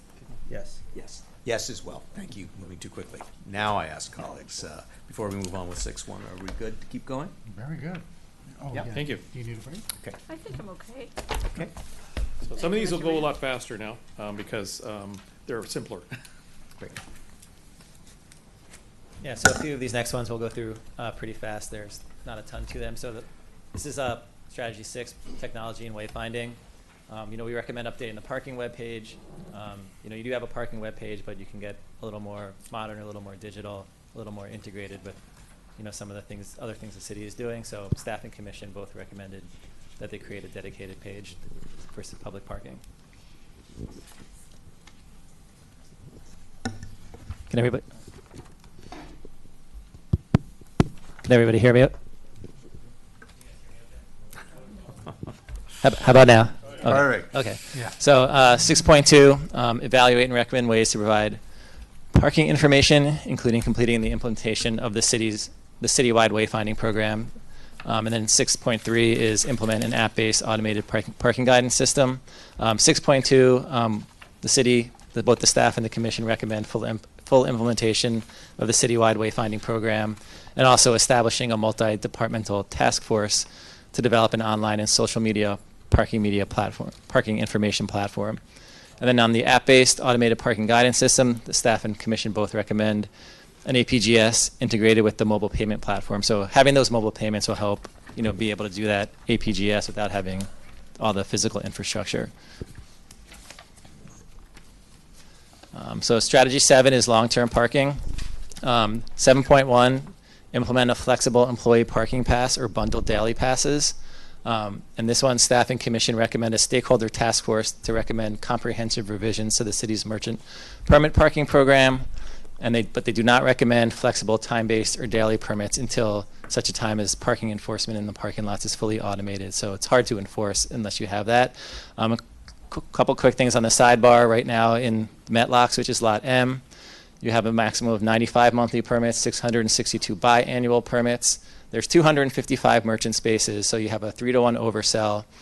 Just some color from the study, we did do a merchant permit count during, like a physical count. We had people go down in the basement of Metlocks and crawl around the cars and look in the tinted windows and look on the dashboards to see how many people. And we had like an average of 237 merchant permits in Metlocks. Not all of them are on the basement level. There's about 20 on the first level each time we counted. So that level is basically an employee parking level at this point. So we really recommend diving into your merchant permits. From our perspective, we're a little more hawkish. We do not like the hang tags. I know there's issues with changing things around, but for that, the city made a very prudent recommendation to study it a little bit more.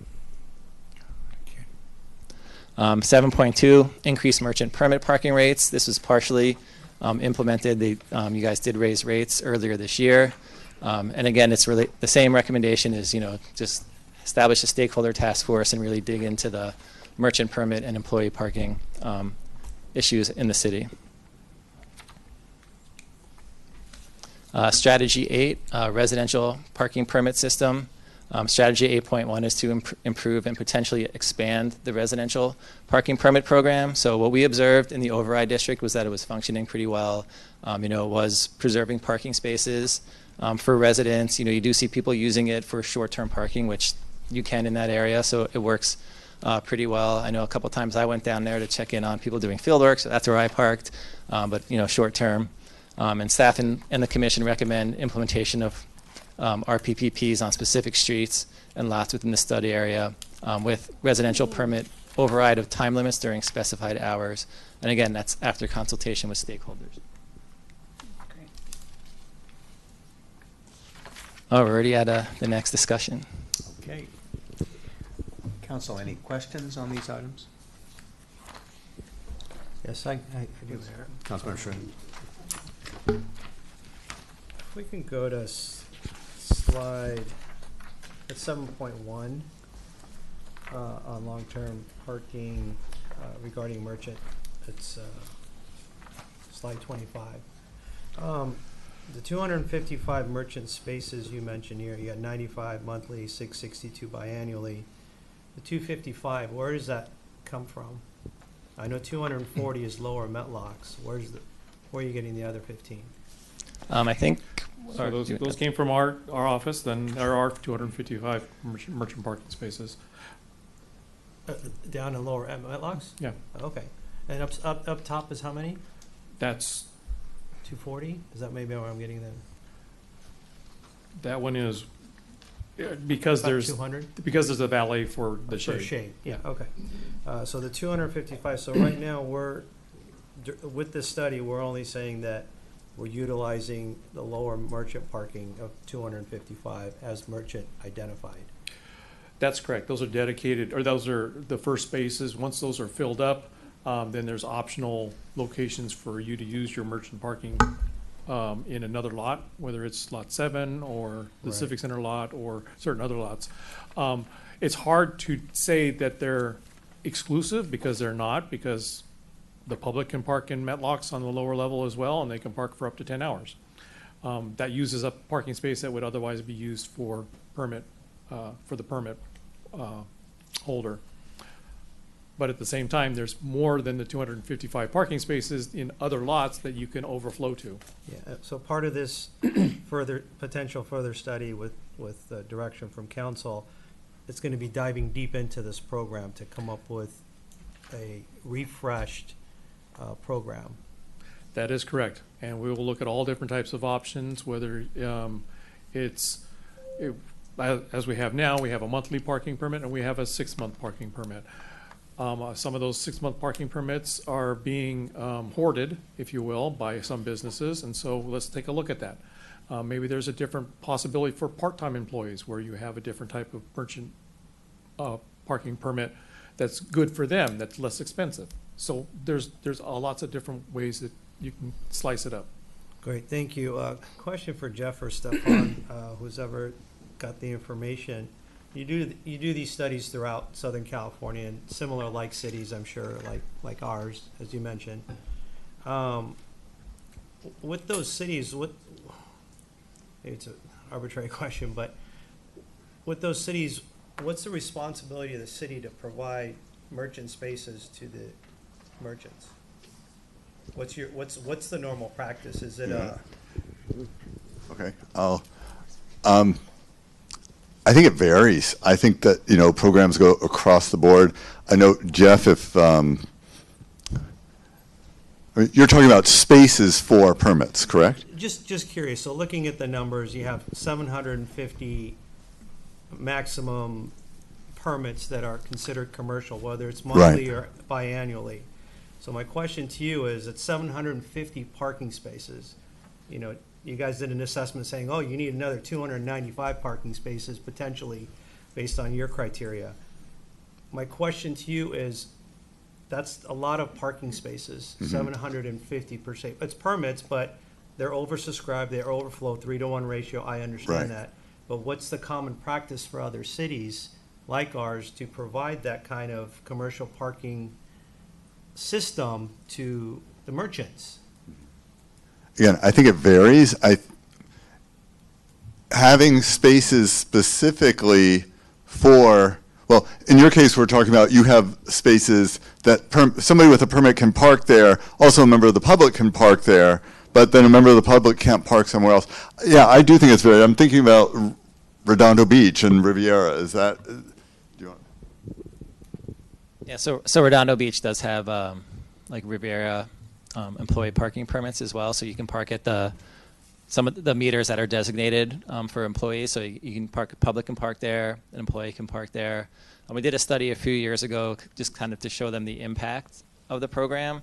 There, I think they also have a significant oversell, but basically in that case, during the peak, half of their meters were blinking red because people with permits were there. And so it is really a question of how much to provide for employees and how much to provide for the public and what that balance is. And I think that can vary. I know in Redondo Beach what they've done is they've started raising the rates to try to get it more to a balance that's acceptable to them. I appreciate that. I mean, you could raise the rates, but you still have to subsidize because of the overflow. So it's going to be pennies on the dollar. My only main concern is I bring this up and I look at the 255 merchant spaces. That's equivalent to us as far as the city and the taxpayers is $2.5 million that we lose from those 200 annually from those spaces. Yeah, and I'll just say, and this is my opinion, is the merchant permits is a strong incentive to park and to drive. We noted with the current price of the permits, and they are hang tags and transferable. That's employee parking, but it could be beach parking. For your friends, if you're the owner and you hold the permits, it could be used for a lot of different things in the summer. And $65 to park in August, sounds like a pretty good deal. No, I appreciate the answer. No more questions. Mayor Pro Tem Friend. Yeah, so on the same subject, I was trying to find here the pricing that we have, and it was for the merchant parking. Yeah, there we go. So a 6-month permit is currently $250, and that's the equivalent to paying approximately $2.08 per day, assuming an employee uses it for 20 hours or for 20 days. How about the rates? You know, again, going back to the cities that you know, I mean, what do they charge for their merchant? I mean, I think, can you hear me? Yes. Generally, it's inexpensive relatively. I mean, we think about it the way that you just described, you know, daily or monthly. I think a lot of cities are working to increase that. They're probably I don't know if we listed, if we had comparables in our report on this one, but I think they're probably a little higher, a few maybe a little lower, but and it's a problem for a lot of cities because it is so underpriced. Yeah, it's a relative bargain, and on the one hand, it's supposed to be, but this is really valuable. You know, I remember years ago working in Palo Alto, and they were building very expensive structures primarily for employees. But when you figured out what the cost was, you know, they were giving, say, minimum wage employees, you know, spaces that were very expensive spaces, and you wonder, was there an alternative to that that would work better for everyone? So, yeah, I mean, it's heavily subsidized. Okay. So, Eric, do you think we might be able to get some of that information about other cities and what they're charging? Yes, if you agree to having this strategy in the parking study, then the next steps will be to implement that strategy. We'll look at what is the market rate. We'll look at what is the threshold where employees would stop paying for something like this, or the employer would stop paying for something like this. At a certain point, if it's too expensive, they'll start parking in the free parking areas of the city in other areas as well. So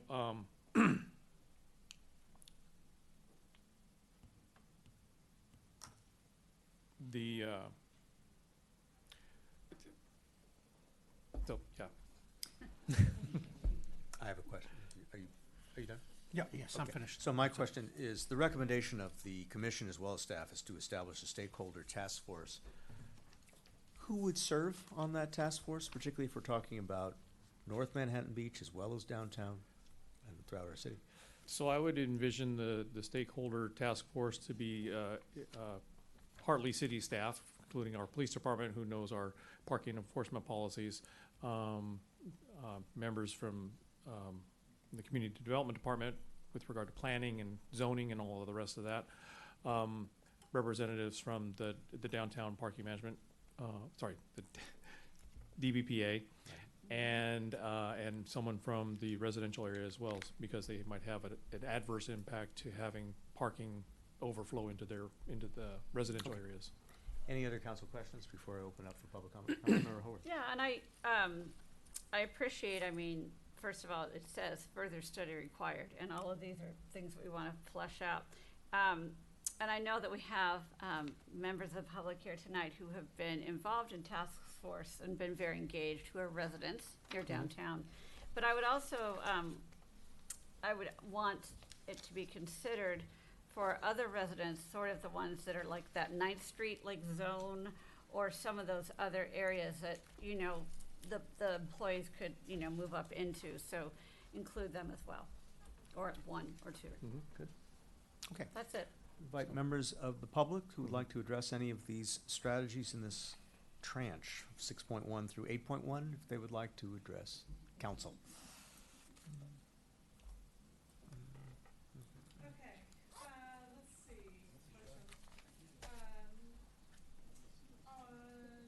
Can everybody hear, Kelly? Yeah. Okay, very good.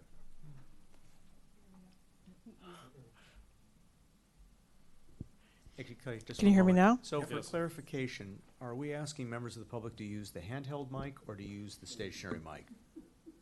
We can use whatever, right? For purposes of. Either one, but handheld mic is fine. You can hear me okay? We can Go hear ahead. you great. Thank you. Okay, thank you. No comment really on 6.1 or 6.2. On 7.1, the flexible employee parking pass idea or bundled daily passes, we had an extensive conversation with our group and a lot of the restaurateurs in downtown, and we are not in favor of that. It became kind of a logistical nightmare for those businesses, they felt. So we're not in favor of 7.1. 7.2, increase merchant permit parking rates. You can guess that our answer was a hard no on that. For many reasons, they were just doubled, and it's a big impact on businesses. We feel, and I just want to point out too, that not everybody parking with a merchant parking permit in Metlocks is a downtown business. I mean, there are residents who can get passes for that. But it's interesting, we talked about better management of this, because there is one resident just above Valley who is using a business name who has 39 passes, but they are not a member of the Downtown Business Association. They do not pay into our fee. They have 39 passes.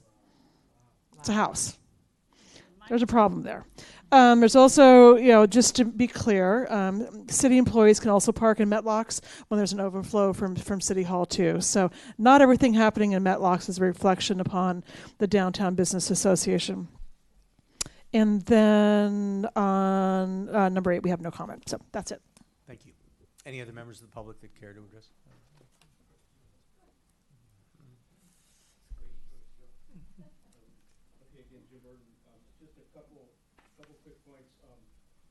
Raising the merchant permit passes recently that we just did, that was absolutely fantastic. I appreciate that. What it did, it allowed the backlog, or it did an M permit, it allowed that backlog so someone else could now buy one. So raising the rates actually did have a difference. One of the things I think that we talked about before was whether or not there was going to be a hang tag, or this is for a merchant permit, whether it be a hang tag or just something, either license plate registered with the city or something. I know I think in my business I've got 3 M permits, and I know occasionally, especially when I go out of town, I drive back in, I've forgotten to put it back up there and gotten tickets. I pay my tickets.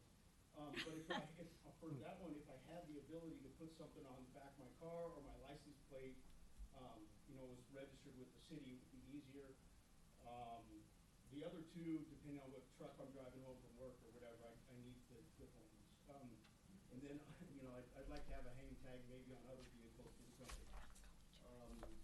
In terms of are we on 8 point? Can I talk residential? 8.1, you may, sure.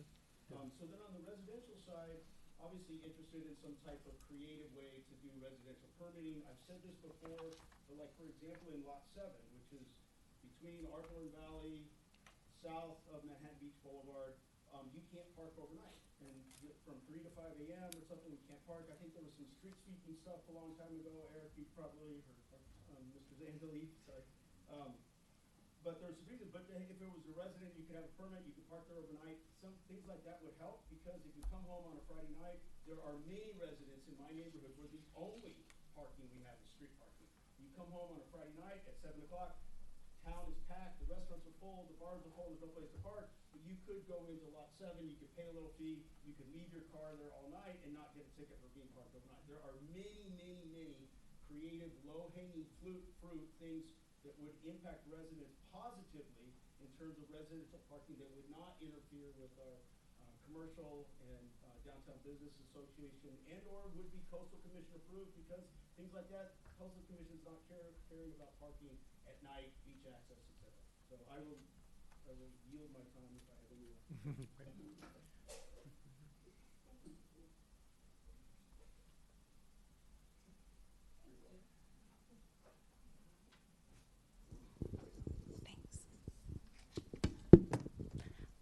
Hello, Council. Sorry, I missed the first section. Jill Lampkin, Chamber of Commerce. The one thing, I actually agree with most everything. Kelly and I have sat through all the PPIC meetings. We know all of this kind of like the back of our hand. The one thing, oh my gosh, there is a cockroach in here. Sorry. He was not invited.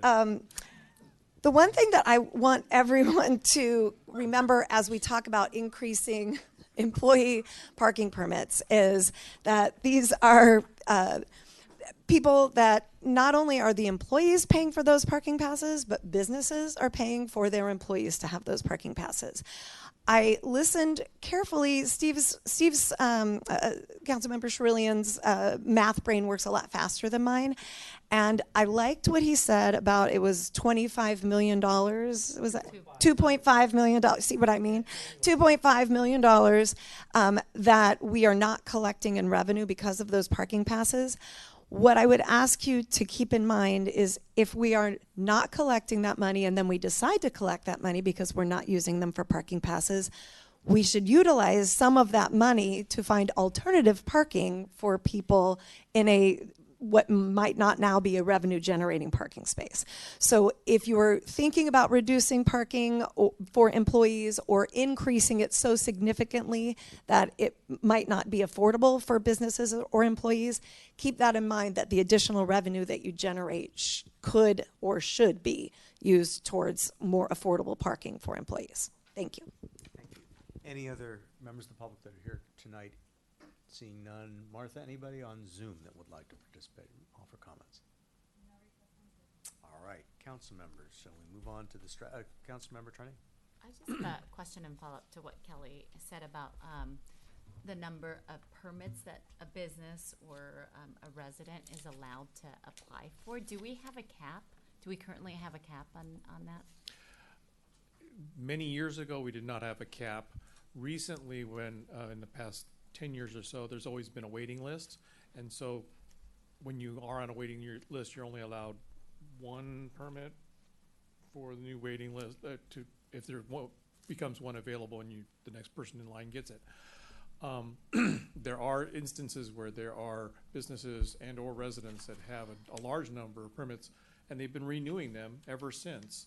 And so that's one discrepancy that we have seen that we would then look into as part of the strategy. Okay, thank you. Any other questions? Your Honor, just for clarification for, goodness, Chamber.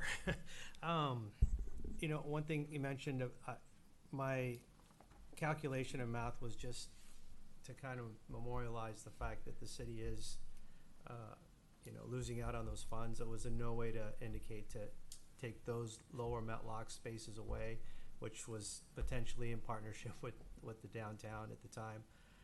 But it was just to kind of, you know, put it in context as to what those 255 spaces on an annual basis means to the city. And that we're allowing to, you know, we're basically giving away. Great. Councilmember Hobart. Following up, I guess I have two things. Following up, though, on what Councilwoman Tornay said,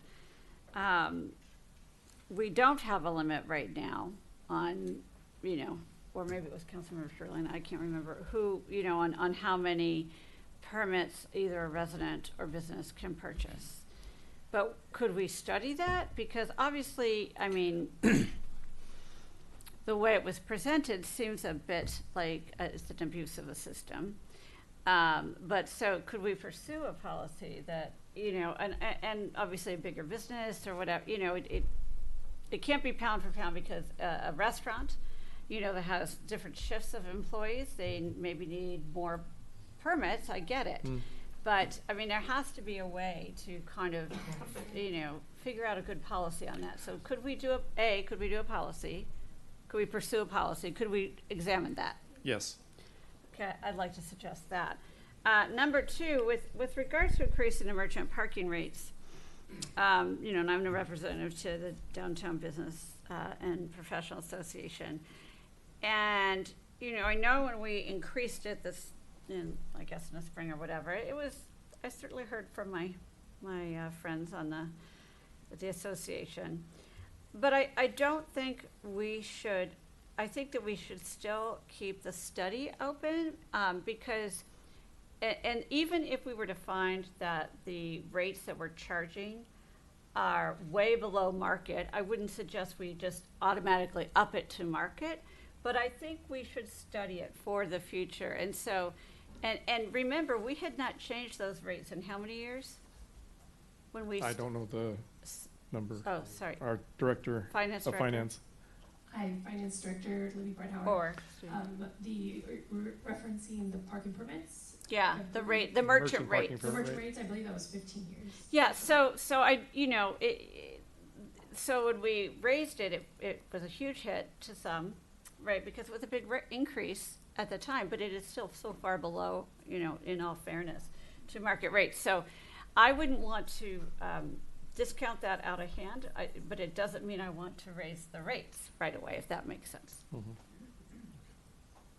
All of these can be investigated as part of the further study. I think our finance director wanted to add something. Yes, thank you. I just want to clarify one other thing to the comment about the 39 permits to being sold to a resident.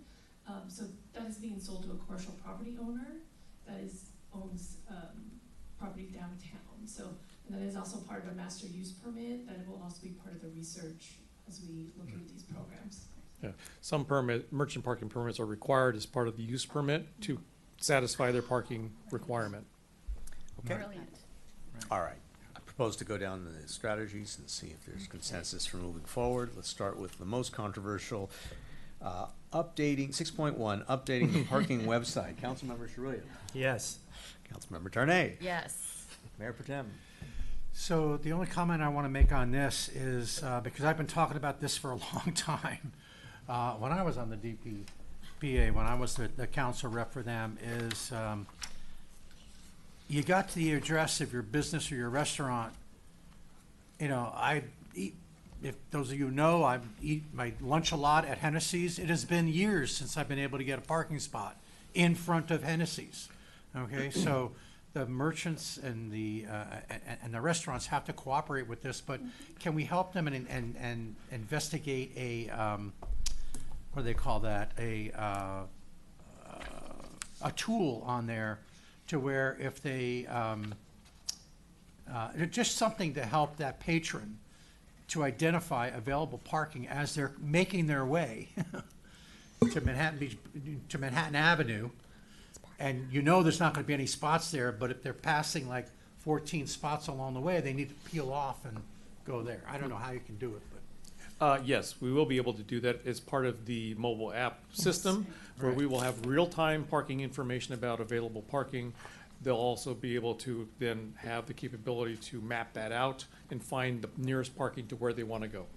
That was part of the council's direction when we discussed mobile apps and kiosks. There was an interest in Right. pursuing that at that point. Mhm. So is Yes. your vote a yes? Councilmember Haworth? Yes. And my vote is a yes as well.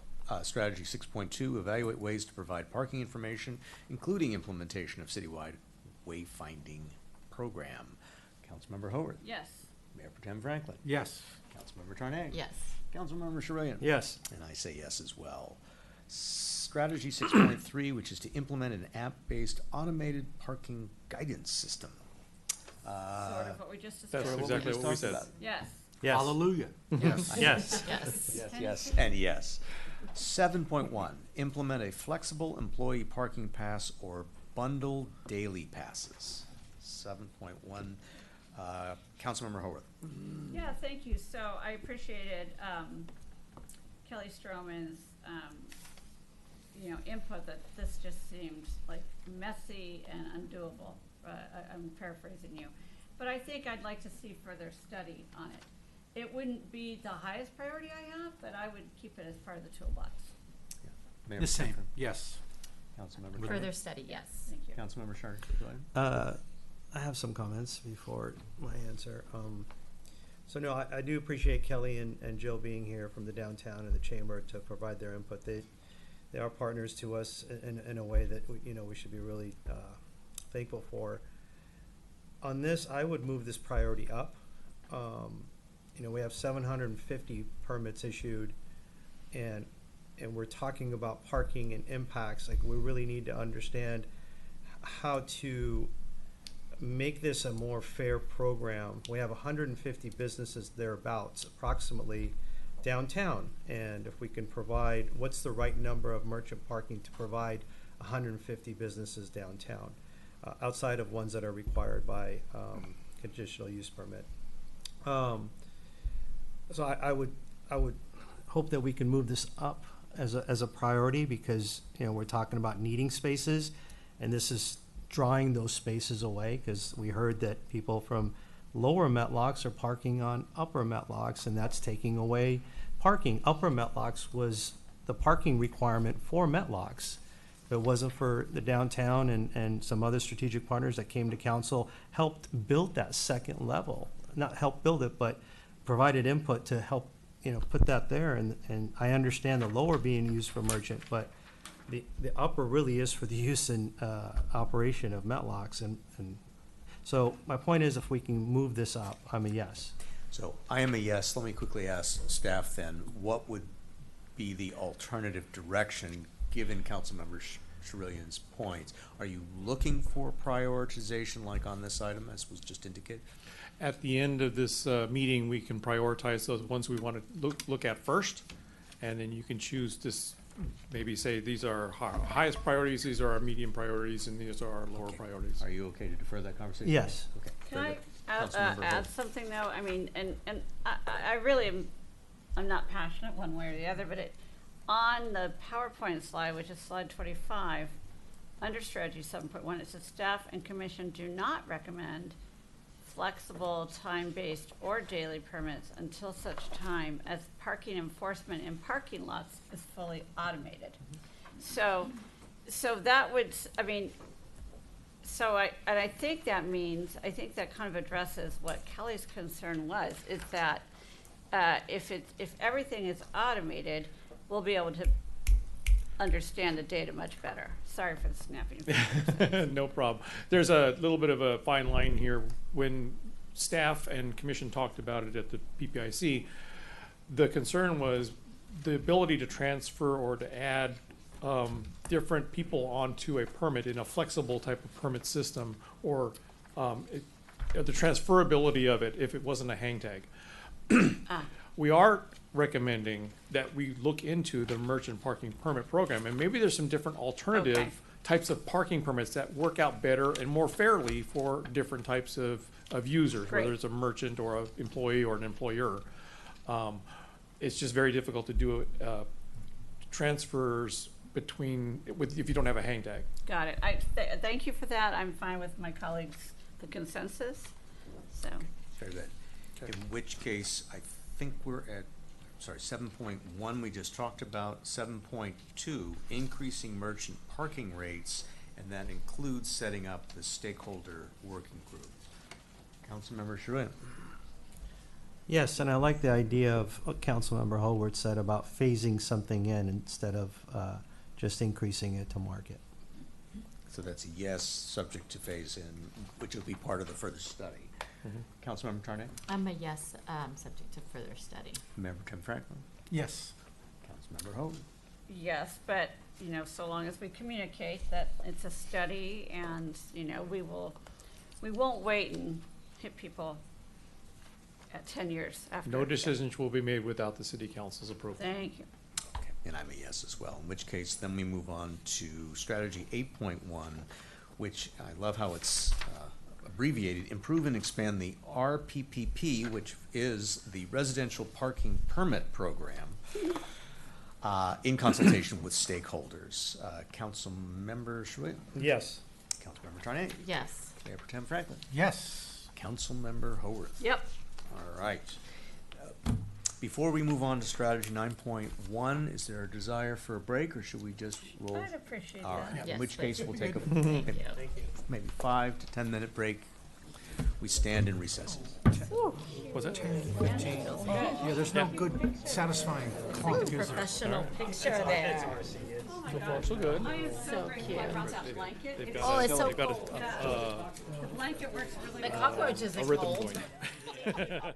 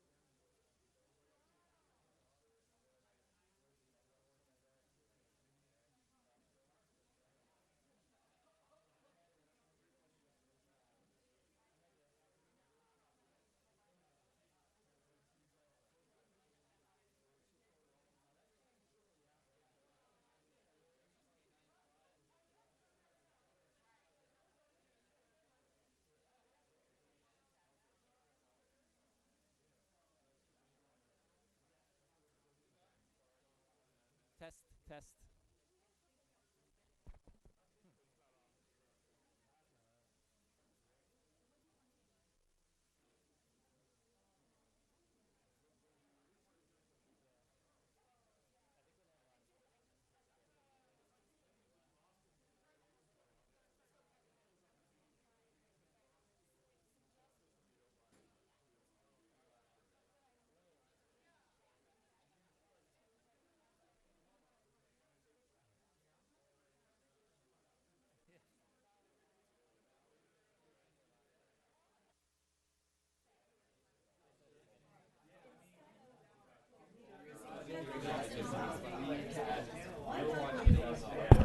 Test.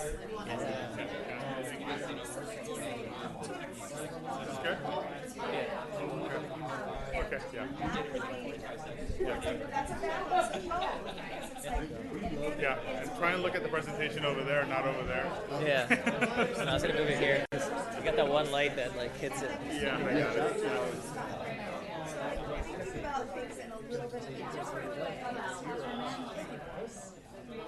Yeah, exactly.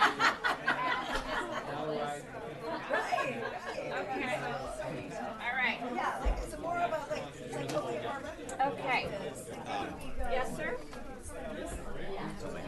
You're doing great. This is hard. I heard that we had to be here tomorrow. So we're noticed here.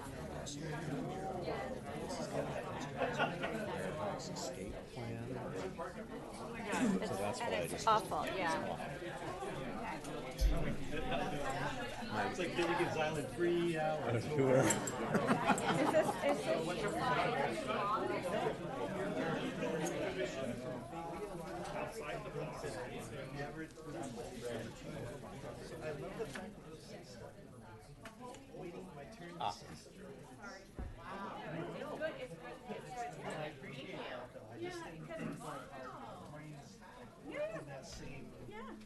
I'm more mathematical than you think. It smells like steak in here. It sure does. Oh, I know. Okay, now I can get this back.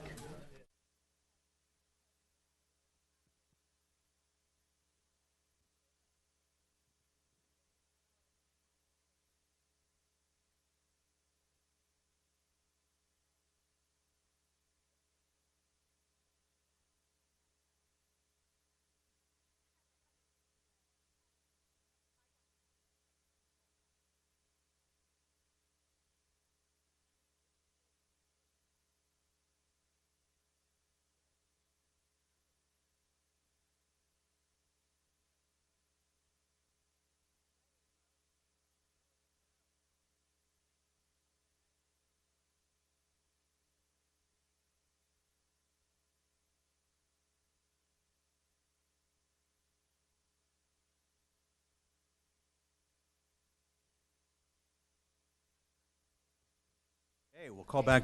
Nope. No, we're not ready. Oh, by the way, That was a I won the World test. Series. Okay, we'll call back to order our council meeting of Monday, November 3rd, and we'll continue with our presentation, starting with strategy number 9, enforcement hours. Please. All right, thank you.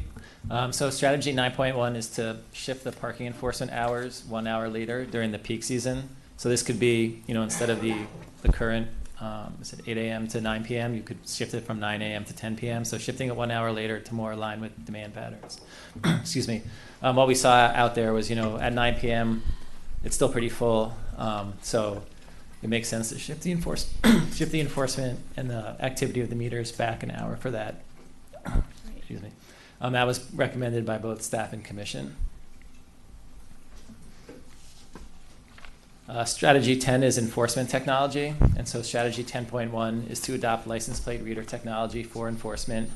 This strategy was previously approved by the council on April 15th, 2025 as part of the parking technology roadmap. Strategy 10.3 is to implement smart parking software and real-time data, and again, this strategy was previously approved by the City Council on April 15th, 2025. Strategy 10.2, so I kind of tricked you there and did 10.1 and 10.3 on one slide. This one has a little more detail, so I had to put a separate slide. This is transition to virtual, commercial, merchant, and residential permits and an online application process. Part of the strategy has been initiated through their EnerGov permit system for residential and oversized vehicle permits. Staff and commission recommend an online application process for all parking permits, with virtual permits for license plate-based permits and physical hang tags for others, like your existing merchant permits. And then the other bullet point here is just to transition to virtual merchant permits could be considered as part of the recommended strategies from the Merchant Permit Task Force, which was strategy 7 that further study required. So that would be looked at in there. Strategy 11 is dynamic pricing. Strategy 11.1 is to implement real-time or seasonal dynamic pricing for on-street parking. Both staff and commission do not recommend this strategy. So you're probably familiar with the dynamic pricing is, changing it in real time potentially, and that is not recommended here. Strategy 12, passenger and commercial loading. Strategy 12.1 is to gather information on existing commercial delivery vehicle activity and loading needs and challenges. This was partially completed as part of the long-term outdoor dining task force, but staff and commission recommend gathering additional data and information on existing loading needs and challenges. Strategy 12.2 is to limit commercial deliveries and loading activity to early mornings and Sundays. And here staff and commission recommend establishing a stakeholder task force to recommend prohibiting commercial loading on certain streets and during specific hours in the downtown and North Manhattan Beach business districts. During our field work, we did notice, some challenges with loading. For example, in the left turn lane on Highland, turning left onto the stub of Rosecrans, blocking traffic, things of that nature. So something to look at. Strategy 12.3 is to create additional flexible loading zones, and staff and commission do support adding additional flexible loading zones where appropriate, and there are some in the city already. Strategy 12.4 would be to implement a smart loading zone pilot program for on-street loading areas. This is not recommended by staff and the commission because it is difficult to identify and enforce reserved street parking. So now we're at the next discussion break. Okay.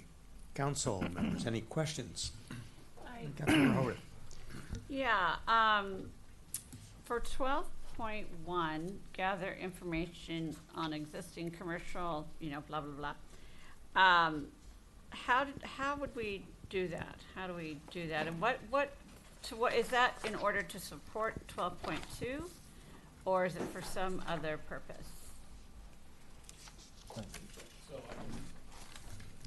I can help expand on that. So as you may or may not know, we have no restrictions on commercial loading in any of our areas of the city. They can load whenever they want to. And so sometimes it's noisy early in the morning to adjacent residents. And there are other areas where they may be blocking alleys or street lanes or parking spaces in order to do their unloading. This strategy 12.1 would identify those areas where we have those loading needs. Maybe there's a place where we need additional loading zones where they can actually give them a space to do this in their early morning and convert it to time limit parking during other parts of the day. We started to do this as part of the long-term outdoor task force. Yeah. They realized it was really outside of their scope of work, but their recommendation was to pursue it more and to find out what would be workable for both the businesses and for downtown residents. So it's both identifying the geography, if you will, but also time of day or how that has impact? Correct. Okay, and the two go hand in hand, as you indeed they do. And it's interesting that we have no restrictions now. That's so interesting. Would this also be part of the general plan update or master, parking? I think, Shihei, maybe you.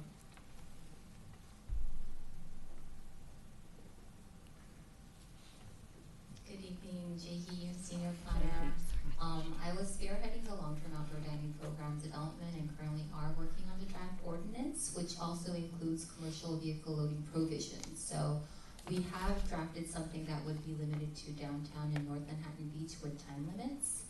So that will be coming before you in 2 weeks. So we Okay. have started the process, and hopefully with this strategy being further developed, we can refine the provisions to see if it works better in the future. Thank you, and I have one more question, thank you. For 12.3, create additional flexible loading zones. Is that identified via signage? Yes, it is. So this is what I mentioned before. In the morning time, the parking space in front of that business may be a loading zone to help them assist in unloading their materials or their supplies in the morning, and then it converts over to time limit parking for the rest of the day. That aids in the operation of their business when the parking demand is lower. Okay, so, and partly, so there would be signage, but also let's say I have a mobile app, so I go into my mobile app, and it could it say, hey, you can't park here now, like it won't let me pay, it won't let me, because it's clearly 8 o'clock in the morning, and this is a bad place for you to park.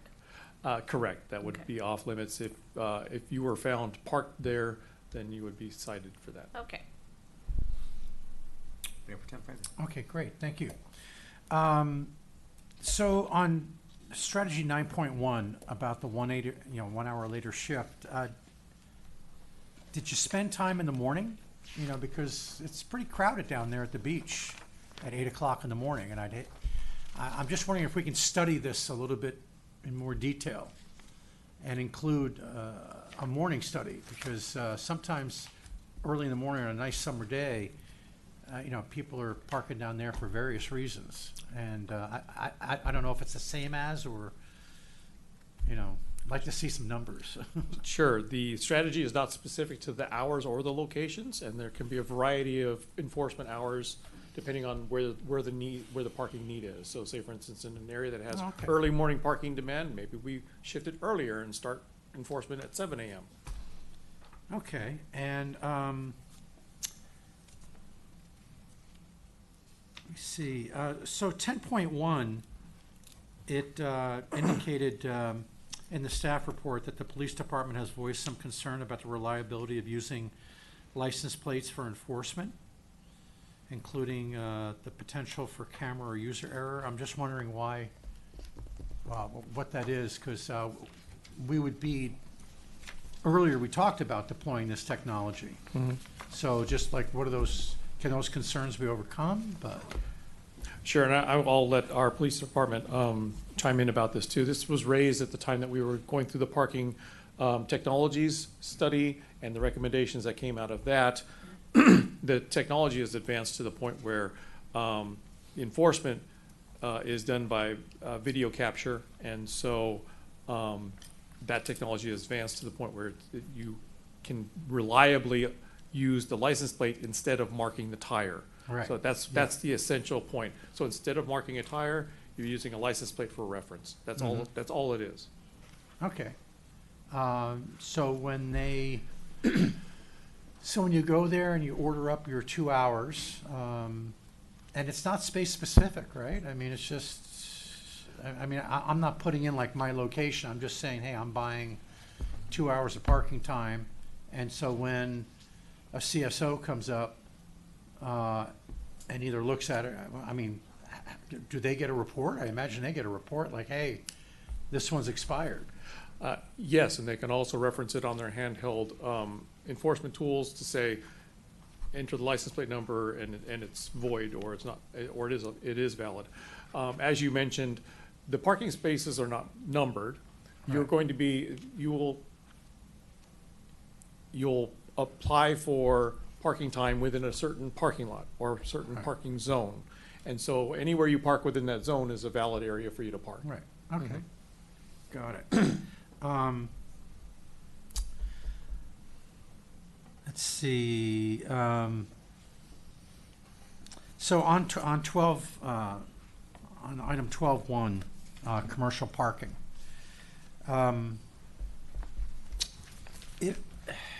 We've seen them like in the middle of the road, right? So Yes. you're saying that that's not allowed. And can we call PD on that? the fact that, you know. So there- enforcement there- takes different forms with regard to stopping in the middle of a street or in parking spaces. That's a determination from the city, from the police enforcement is, for that. Okay. Good evening, Mayor Lesser, members of the council, Rachel Johnson, your police chief. And that was a lot of words to say, call us. Call us. Okay. If they're parked illegally, please call us, and we'll come out and conduct enforcement. Okay, so I got some advice from somebody that said, give them a ticket for a moving violation, because generally they'll just say, hey, go ahead, give me a parking ticket, or give me a ticket, my company pays for it, this, that, and the other. But if you make it a moving violation, it goes as points against their commercial driver's license, and they tend to pay a little bit more attention. I know that's kind of going in the weeds, but is that a possibility? I mean, in terms of the kind of citation we give them? Generally speaking, when we're talking about parking violations such as the one that you described, that those citations are going to be written by our community services officers who can't cite for moving violations. But also, it's important to note that while they can't cite for moving violations, the violation you just described is not a moving violation. So even if a sworn police officer went out there to administer a parking ticket, it would simply be a parking ticket. And I understand what you're saying about moving violations versus parking violations, but a lot of parking violations, there is no equal in the moving violations category. Right, okay. Sounds like a trip to Sacramento.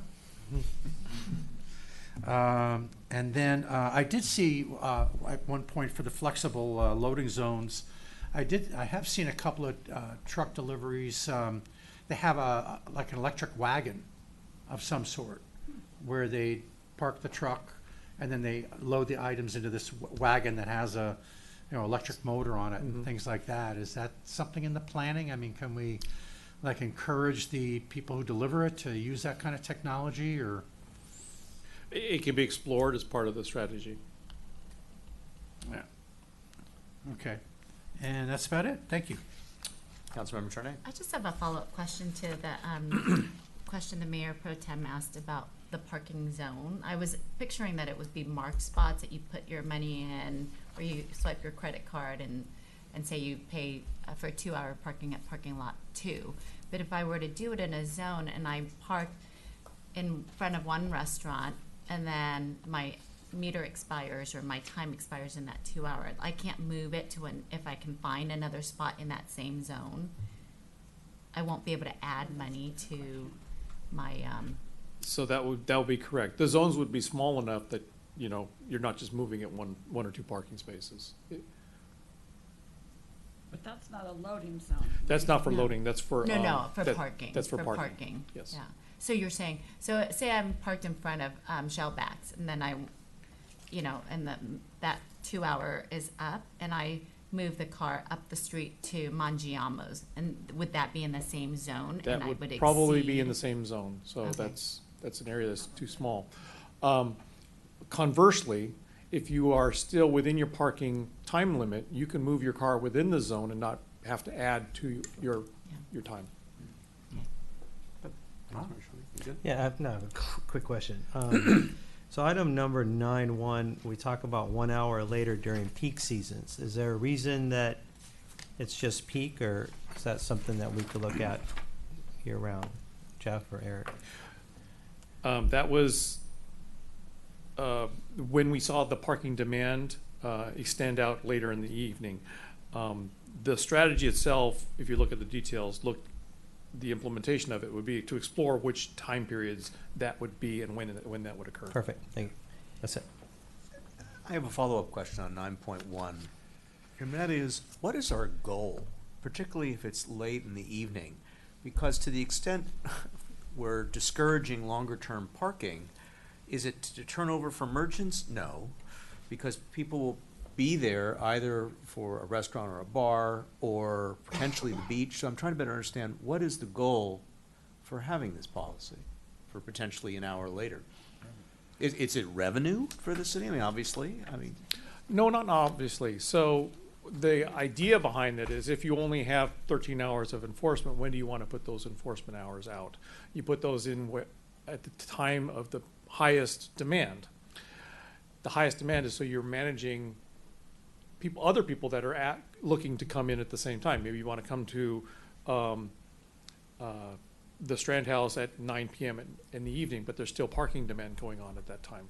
So you shift those enforcement hours to when you need them, and that's managing the parking. It's not necessarily revenue enhancement, although it can be, especially if you add more hours for enforcement. And when it's referenced to be during peak season, is that typically Memorial Day to Labor Day, which is akin to our neighboring city, Hermosa Beach to the south, where they have parking restrictions that apply during the summer months, during those two holidays? Or what's the idea of peak season? It could be what you want it to be, in essence, but our peak season, if it's summertime, then you would establish those time periods.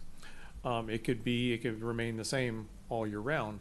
And again, the implementation plan is such that we would then come back with you with the times and months that you would do that. Okay, Councilmember Howard. Following up on what the mayor said, when I read it, I could, probably wrong, but it's like shift parking enforcement hours 1 hour later during peak season. I saw that as kind of a friendly little neighborhood parking ghost, if you will. Thanks for getting that. In that, sometimes 3 hours isn't enough time for dinner and drinks.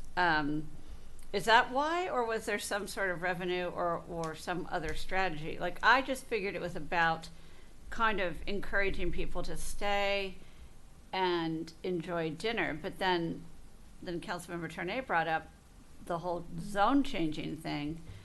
So I guess I do want to understand, what is the goal or the motivation behind 9.1?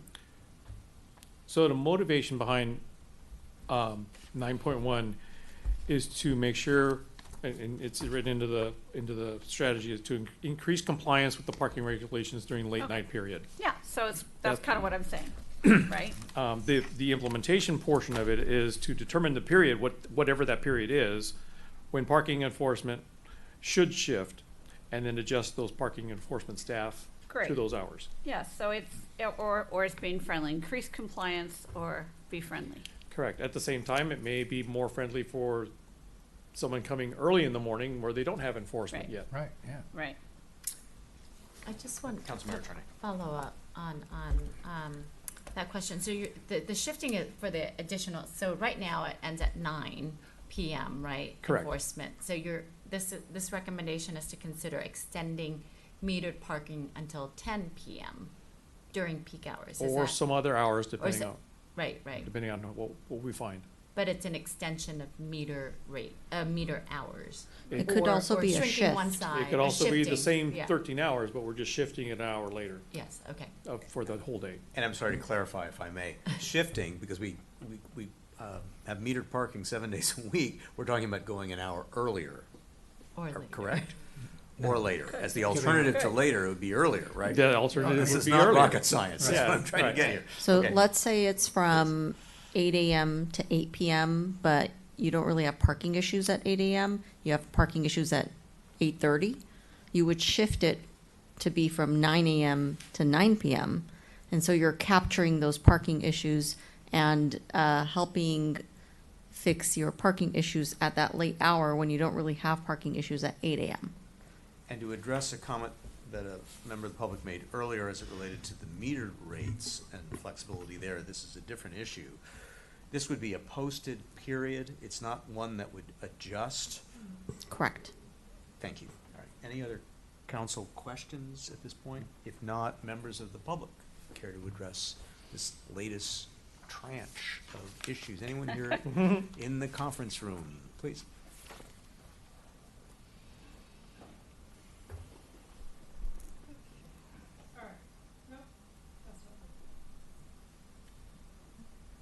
Can you hear me now? Yes. Okay. Let's see, we're on 8, right? Or no, 9. 9.1, the shifting, the whole conversation we just had, we are open to whatever, looking at that and examining the shifting of enforcement hours. We really didn't have an opinion on that.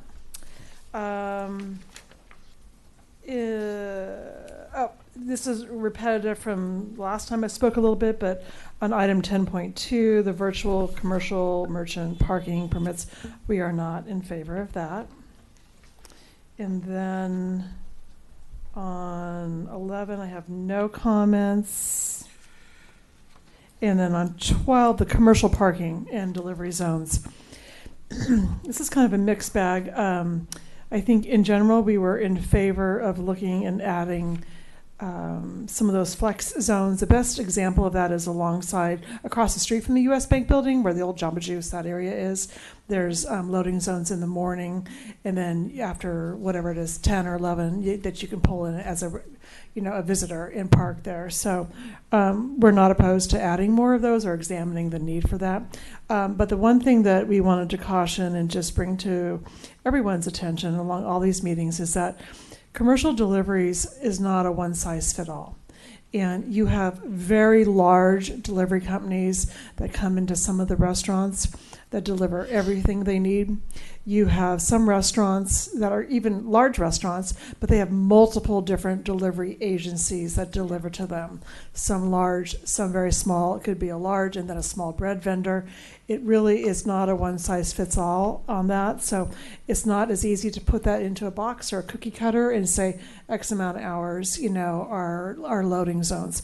I agree with you that when the parking, the big trucks are parked in the middle of a street, offloading, it's extremely obnoxious. And I think that the reason they do it is because there isn't a loading zone in front of or near the restaurant that they're unloading for.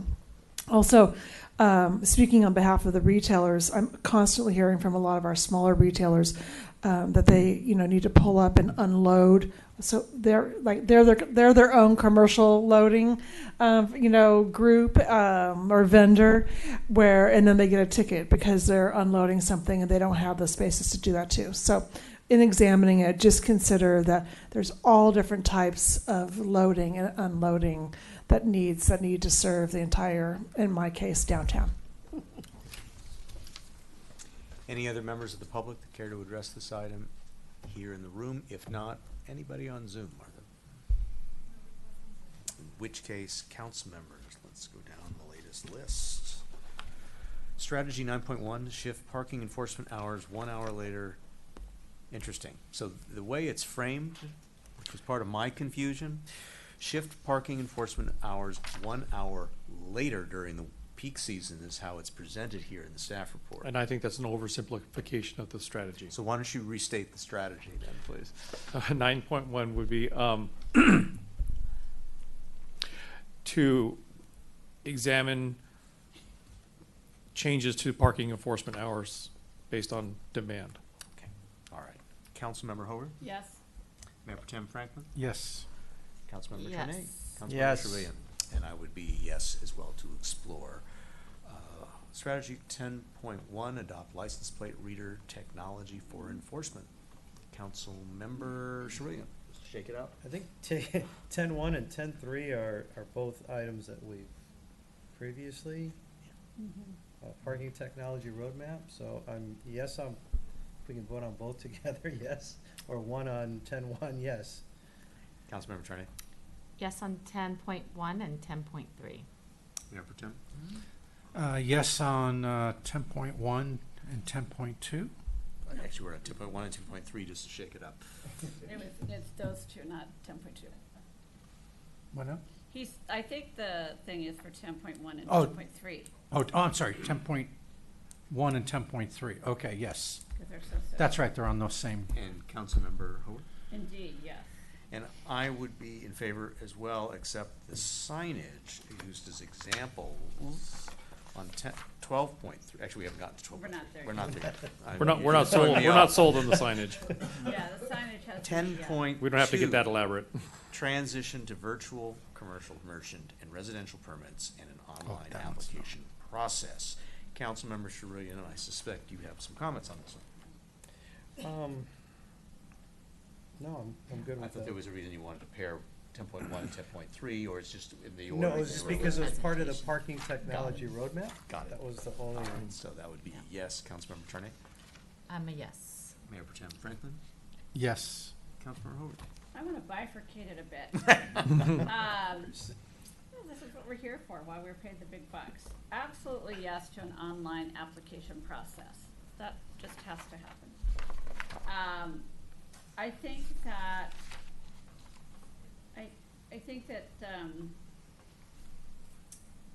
the transfer to completely virtual commercial, merchant, and residential permits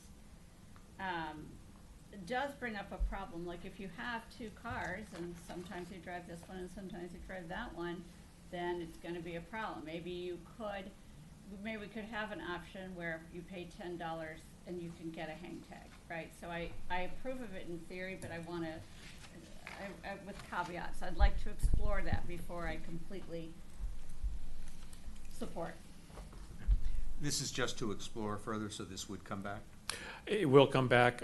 We also have, staff, we have concerns about a transferable permit, which could be used on multiple cars. The best means to do that at this point is using a hang tag. Right. But if you have a particular vehicle, say for instance an oversized vehicle that you get a permit for, it could be associated with the license plate. It's not transferable. Right. So there's different purposes, yes. methods for different types of permits. And I would assume that, right, but you know, sometimes, yeah, I'm driving a different car, it's a truck. But, so yeah, I just have those concerns, but in theory, yes. But I would like to make it possible to have that option. Okay. I'm yes as well. 11.1, implement real-time or seasonal dynamic pricing of street parking. Councilmember Sherillian. No. No, keep it simple. Councilmember Tarnay. Mayor Pro Tem. No. Councilmember Haworth. No. And I will be a no as well. 12.1, gather information on existing commercial delivery vehicle access and loading needs and challenges. Councilmember Haworth. So this one is, sure, gather information, yes, but I really do think that Kelly brought up, this is not so simple. And I remember very clearly during the outdoor dining task force discussions, I mean, yes, they decided it was outside their scope, but I also, and part of that was because it was so complicated. Obviously, a big old truck in the middle of the street's not safe, but it really is, you know, sure, we should look into it, but I don't think it's gonna come back to us and say, you know, from 6 to 7, it's okay and blah, blah, blah. So I'll support studying it, but I don't see a simple answer. And I was recording all of that in case you all need to. Mayor Pro Tem Franklin. Yes. Yes. Okay, Councilmember Tarnay. Yes. I too am concerned that this is not a one-size-fits-all, but I'm open to gathering additional information, so I'm a yes. I have the same questions. I think that Yes, so leads this to first exactly- part is gathering the information. A survey would be sent out to the businesses to find out what their loading needs actually are before we do anything. Yes, for me as well. 12.2, limit commercial deliveries and loading activity to early mornings and Sundays. Councilmember Haworth. So this is another one. I'm definitely in favor of a task force, small. But, you know, if we limit those deliveries to early morning, we're kind of bunching them all up together, right? It's all together. So then the residents who live down there are, you know, and it's almost impossible to schedule that, right? So Yeah. I have concerns about that. So, and this is where we tend to differ from the title of the strategy. Again, where staff and commission are recommending a stakeholders task force to recommend some type of loading Okay. hours, not necessarily early morning and Sundays. Okay, then that's fine. That's fine. I was just responding to the list here, but sure. Mayor Pro Tem Franklin. Yes, but I want to make a comment going back to 12.1, is that enforcement's going to be so key. I mean, there are unloading areas, but just some people, drivers just don't choose to use them, and that's where the havoc comes in. So if we can just make sure that we just keep up on them, on enforcement. I mean, and it is for the safety of everybody. I mean, the way that they park at times. So thank you. Okay, so that would be yes on 12.2 Yes. as well. Yep, 12.2. Councilmember Tarnay. Yes, and I just wanted to add a comment just basically 12.1, 12.2, 12.3, as has been pointed out. I think they're all interrelated. I think if we can find a way to provide commercial loading zones in areas that are workable for the businesses, then we'll be able to not have some of the issues of people stopping where they're not supposed to. So I would support exploring all of it taken together. Thank you. It is the carrot and the stick where you're Yep.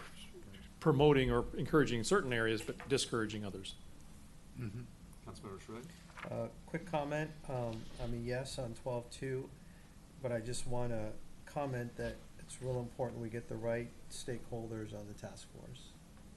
I'll leave that to your discretion. Any other direction you'd want to provide, so staff isn't trying to review the minutes of this and interpret it? No, Eric, is that clear enough? Yeah, that's clear enough. I think we also got a base of that information through the outdoor dining task force. Great. Okay. And I'm supportive of 12.2 as amended as well. 12.3, maybe I'll just start by saying again, I hope the signs that we actually pick are a little bit easier to decipher. This is sort of like a board game. That was a city of, the ones there- that are used as it's a examples. city of LA where you have different zones for different days and different times, yeah. Obviously, it's a challenge. Wow. We have Yeah. to post it as a matter of law, but I would be in favor of exploring this consistent with, as Councilmember Charnay mentioned, it's interrelated with the other strategies. Councilmember Charnay? Yes. Councilmember Wright? Yes. Councilmember Haworth? Yes, and that's why I brought up the app too, so if I went to pay for it, I mean, it might be more easy for me to understand if I was, so, yes. Mayor Pro Tem Francis? I was originally a no, but I think since we're studying, I'll make it a yes. Okay. Let's move on to 12.4, strategy 12.4, which is to implement a smart loading zone pilot for on-street loading areas. Councilmember Sharoyan? No. Councilmember Darnay? No. Mayor Pro Tem Franklin? Yes. Okay. Councilmember Howard? No. And I would be a no as well. This is a proposal strategy that was, staff and the commission do not recommend this strategy due to the difficulty of identifying and enforcing reserved street spaces. Okay, that was fun. Let's move on to strategy 13, It is parking fun. requirements. Sure. Turning it Everyone back sit- over wait, to let's Jeff. Do one thing, is everyone still awake? Everyone? Just checking? We are moving right Okay. along. Can we make You it gotta colder feed your in here meters? Can we now? make it colder? Make We it want to make some colder. icicles too. Okay. I think I might be out of battery on the clicker. Uh-oh. Let's see, yeah. Is there a manual way to shift the slides? Yeah, There we Eric go. there we can go. do it. Oh, okay. We need to go back to, is it? Okay, 13.1. I mean, it's not like an 18-inning baseball game. I think we're fine. Just an They're 11. going a little faster than that. Yeah. Thank you. So the next strategy deals with parking requirements. Strategy 13.1 would be to remove parking minimum requirements and establish maximum parking requirements in the commercial district. And this is a strategy staff and commission do not recommend at this time until such a time as a surplus of parking is available in public facilities. Strategy 13.2 would be to evaluate the current parking in lieu fee programs. And staff and commission do recommend evaluating and modifying the parking in lieu fee program for both downtown and North Manhattan Beach. Strategy 14 is related to increasing the parking supply. So 14.1 was to review the on-street parking supply. As mentioned previously, the bulk of this was completed by the city in connection with the removal of parking structure 3, finding the replacement spaces for that. But staff and commission do recommend a review of additional on-street parking opportunities for certain streets in downtown and North Manhattan Beach. Strategy 14.2 would be to increase supply in parking garages and lots. So that's kind of looking at, can you restripe it more efficiently? And staff and commission recommend studying opportunities, for additional parking. And in this case, they wrote also by reconstructing existing parking garages and lots, since some of your lots, like Lot 4, are reaching the end of their service life. So they might be able to be rebuilt in a more efficient manner and gain spaces. Strategy 14.3 is construct new parking facilities in existing and new public properties. The city has initiated this strategy by purchasing 400 Manhattan Beach Boulevard, the U.S. Bank lot, and staff and commission recommend studying additional opportunities for new parking facilities in the study areas. Strategy 14.4 is to pursue public-private partnerships to construct new parking supply on private property, similar to how Metlock's developed. And staff and commission recommend pursuit of these, where applicable. Strategy 15 would be establish a parking benefit district or a parking authority. The city has already directed staff to explore a parking authority. That would be the municipal body to manage a potential parking benefit district, which could also be called a parking assessment district. And staff and commission recommend considering the strategy in conjunction with Project Pulse. Strategy 16 is a transportation impact fee. And this strategy is to implement a transportation impact fee, or a TIF, which this has been initiated. I think the finance department is looking at development impact fees, and it does include a transportation impact fee. And staff and commission recommend considering this strategy in conjunction, again, with Project Pulse and other large capital projects. And then we're at the sheet. So I have just a question. Strategy 13.2, where we're proposed to evaluate the parking in lieu fee program. Can you define the in lieu fee program, what it is? Well, in general, a parking in lieu fee program is where if a project is required to provide a certain number of parking spaces, they're allowed to pay the in lieu fee, the set in lieu fee per space, to reduce the number of parking spaces they provide. So, for example, if they had to provide 100, and they're allowed to provide 20% in lieu, they would build 80 spaces and pay 20 times whatever the in lieu fee is for that parking that they're not building. And in theory, the city would use that to potentially construct public parking. But the or expectation is that would result in a reduction in the available parking, correct? At least On the street. So actually, we do have that program in our city municipal code, where an in lieu fee could be used by a developer to pay for a future parking space in a future parking lot, help pay for that parking space, but they don't have to provide it on their own property. We're not allowed, or we don't have the ability to offer that to developers at this time, because we have no extra parking spaces in our parking lots or in our parking structures, and we don't have an identified new parking structure to build right now for them to help pay for that. So why would we adopt a policy now, other than just to have it in our toolkit and reserve for a later date? So the strategy is to explore the current in lieu parking permit, parking fee, and if it would be appropriate. Should we cap the number? The spaces There we're is a talking cap about? already on the number of parking spaces that would be available. Okay. But- Council? Mayor Pro Tem? Item number 15.1, the parking benefits district.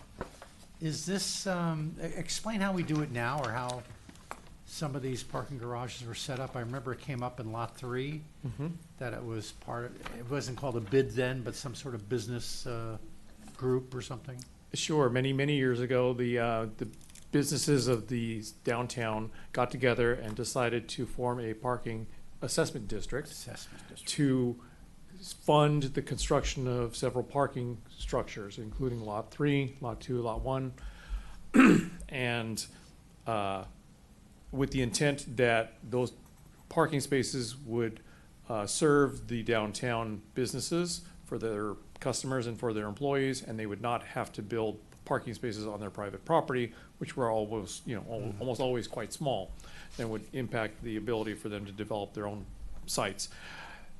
After the parking structures were built and the assessments were paid, the assessment districts were dissolved and became under the authority of the city council for ongoing maintenance and through the parking fund. And so, we don't currently have a parking assessment districts per se. The Parking and Public Improvements Commission is one of the entities that helps manage the parking, our parking facilities. Okay, so would this look any different then, or is it just a different, same thing but different name, or? Council, if I may add, the council has already given us direction through the work plan process to proceed with this particular strategy. Okay. Okay. Great. Any other questions? Yes. Yes, Councilor. Thank you, Mayor. Eric, can you can you confirm the 400 Manhattan Beach Boulevard property? How many parking meters could that accommodate as it's standing now? And As you have it's- some K-rails there and all that stuff. So Sure. if you were to maximize parking meters on that location, what would that number be? Right, we are trying to maximize the number of parking spaces with the existing building in place, and that's 26 parking spaces. 26. 26. Okay. That's it for now. All right. Open it up to public comment on this latest batch. Any comments? Seeing none in the room. Anybody on Zoom? Hearing none, let's move on to the sheet. Strategy 13.1, remove parking minimum requirements and establish maximum parking requirements in the commercial district. Council Member Haworth. No. Mayor Pro Tem. No. Councilmember Charnay. No. Councilmember Schroeder. No. And I would vote no as well. On to policy or strategy 13.2, evaluating the parking in lieu fee program. Councilmember Schroeder. Thank you. Before I give my vote, Eric, confirming that, just for everyone, that the in lieu fee is there now. We do have a parking in lieu fee. Yes, that's correct. But, that hasn't been updated for some time. So we're gonna look, that's what this is about, is to kind of take a look at that. Yes. And I'll just add that as a part of a separate effort, updating our parking code. Community development staff has been looking at that, but part of it is also tied to there needs to be a district or something for that money to go to, and that because some of our districts dissolved years ago after parking structures were built, we don't have anywhere. The vehicle's not there anymore, so that piece is missing as well. So this would include taking a look at that as well. Perfect. I just want to clarify, 100% yes. Okay. Councilmember Charnay. Yes. Mayor Pro Tem Franklin. Yes. Councilmember Howard. Yes. And I will vote yes, particularly with the clarification of what this is about. Understood. Strategy 14.1, review on-street parking supply. Councilmember Howard. Yes. Mayor Pro Tem Franklin. Yes. Councilmember Charnay. Yes. Councilmember Schrader. Yes. I will be yes as well. 14.2, increase supply in parking garages and lots. Mayor Pro Tem Franklin. Shake Yes. it up. Councilmember Howard. 14.2? Yes. Councilmember Sherrillian. Yes. Councilmember Charnay. Yes. And I'm a yes as well. 14.3, construct new parking facilities in existing and new properties. Councilmember Charnay.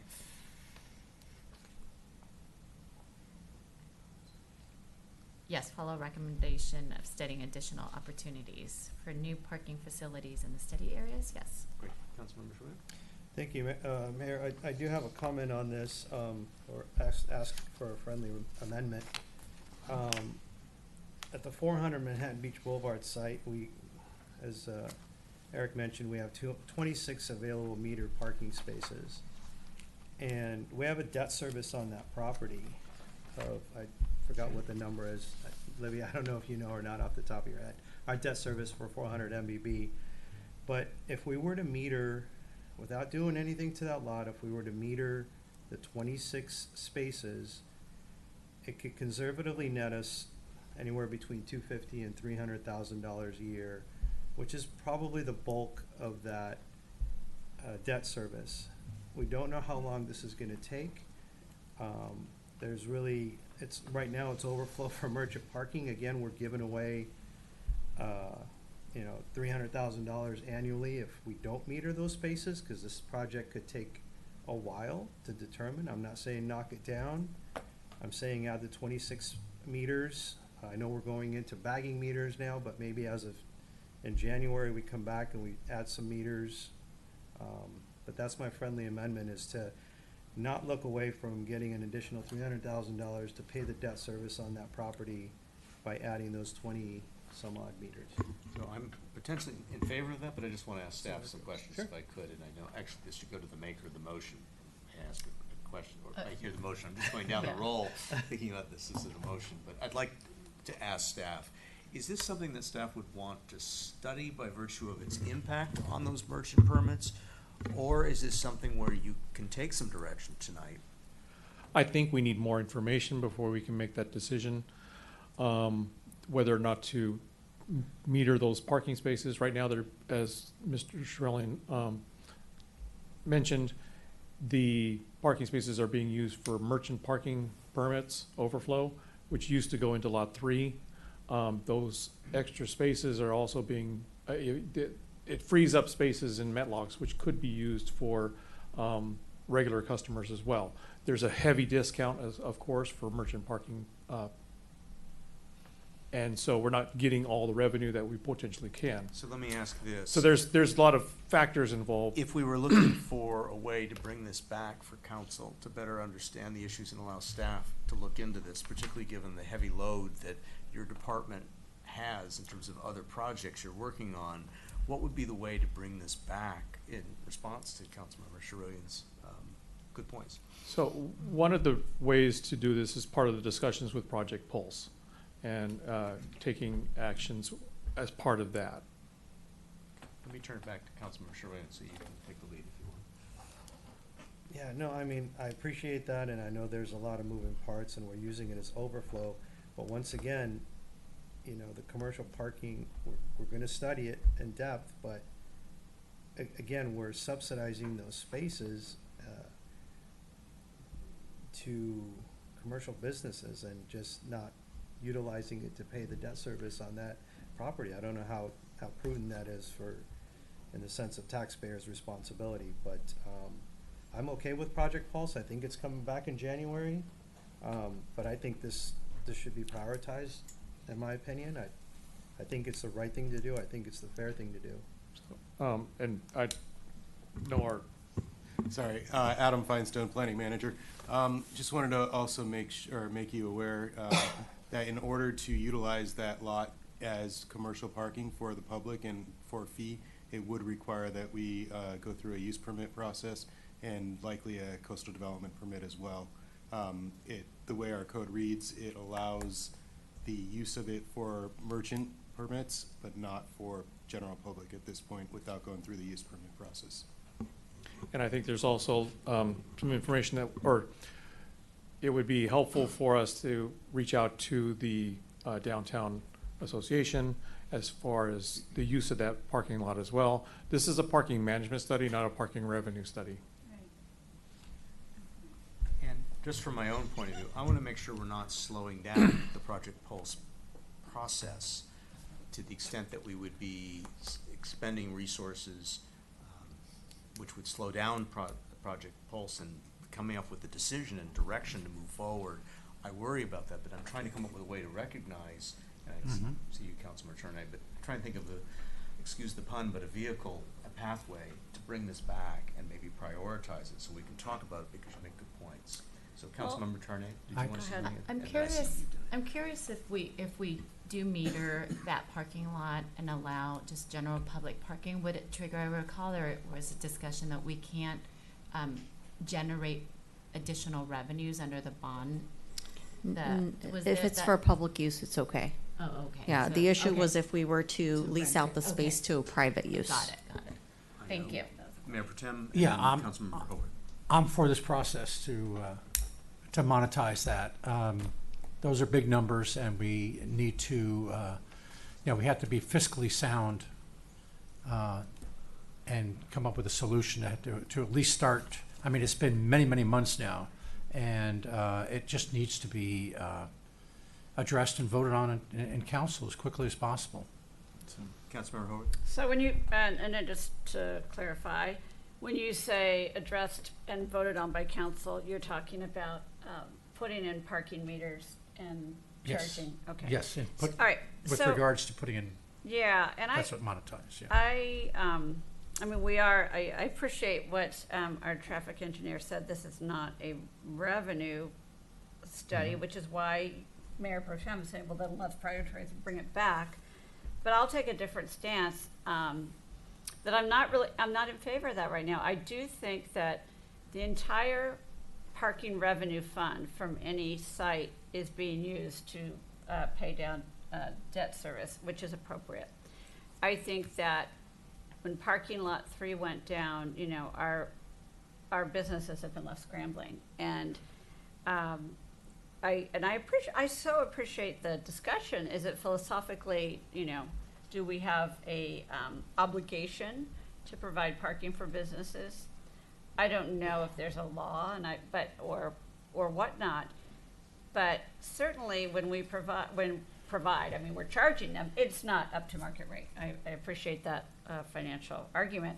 But we're providing parking to merchants and restaurant owners, et cetera, who are then providing sales tax revenue to us. So I don't know how you figure that out and pencil it out, but I think we've really, you know, it's a temporary situation. I would not be in favor of this forever, right? I would not be, if we weren't rebuilding lots, and if that was the case, I would say, yeah, no.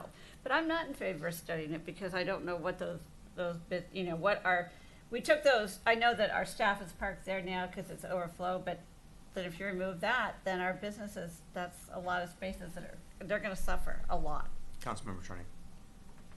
I think in looking at this particular property, I think there is a balance that we have to strike. I mean, I think the parking situation downtown has been very difficult for businesses, and you know, they were left scrambling, and the city staff really delivered by backfilling some of the losses of parking spaces for the loss of parking lot 3. So I think since this is a temporary solution, that 26 spot for overflow parking, and I do agree that if we free those up, theoretically you are still making money, so it's not a loss of 300,000. I don't know what that number would be, but I think temporarily it's not. If I'm listing priorities, I don't think it's one of my top priorities, because I think we have a strategy in place that we're going to address it in a long-term basis. So here's how I propose to proceed, colleagues. I think our interest as a body is to keep this process moving tonight. Yes. Also to give staff some time to come back with something to address at least 2 of our colleagues who want to explore metering. So what I'd propose, if there's no objection or any issue that staff brings up, is to bring back this issue along with the Project Pulse item, you say in January, so you have a month to do some work on this, and then we can better understand what some of the challenges are in keeping our Project Pulse moving forward with what might be time and financial and uncertain regulatory issues if we were to go with a short-term parking option. Is that consistent with what you? It is, but I'd like to make a comment. Please. Okay, thank you.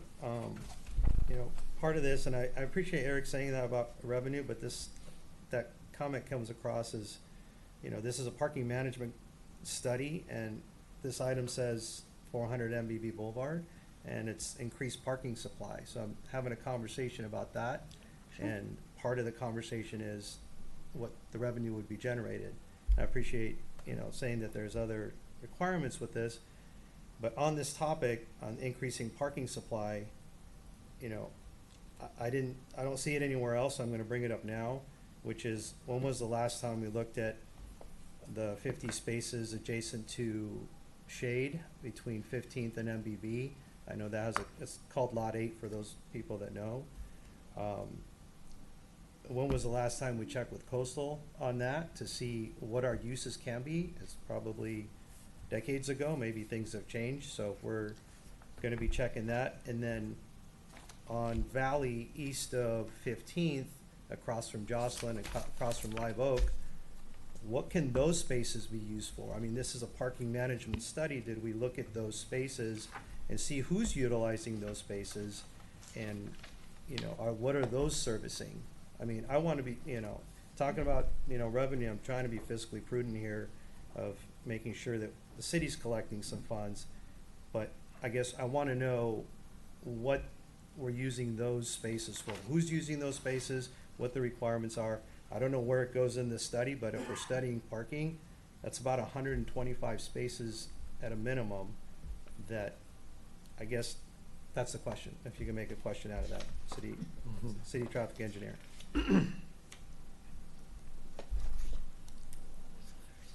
was the first place you mentioned, Councilmember Sherman? I didn't. It was the 50 spaces. They're 10-hour, first come, first serve, free parking.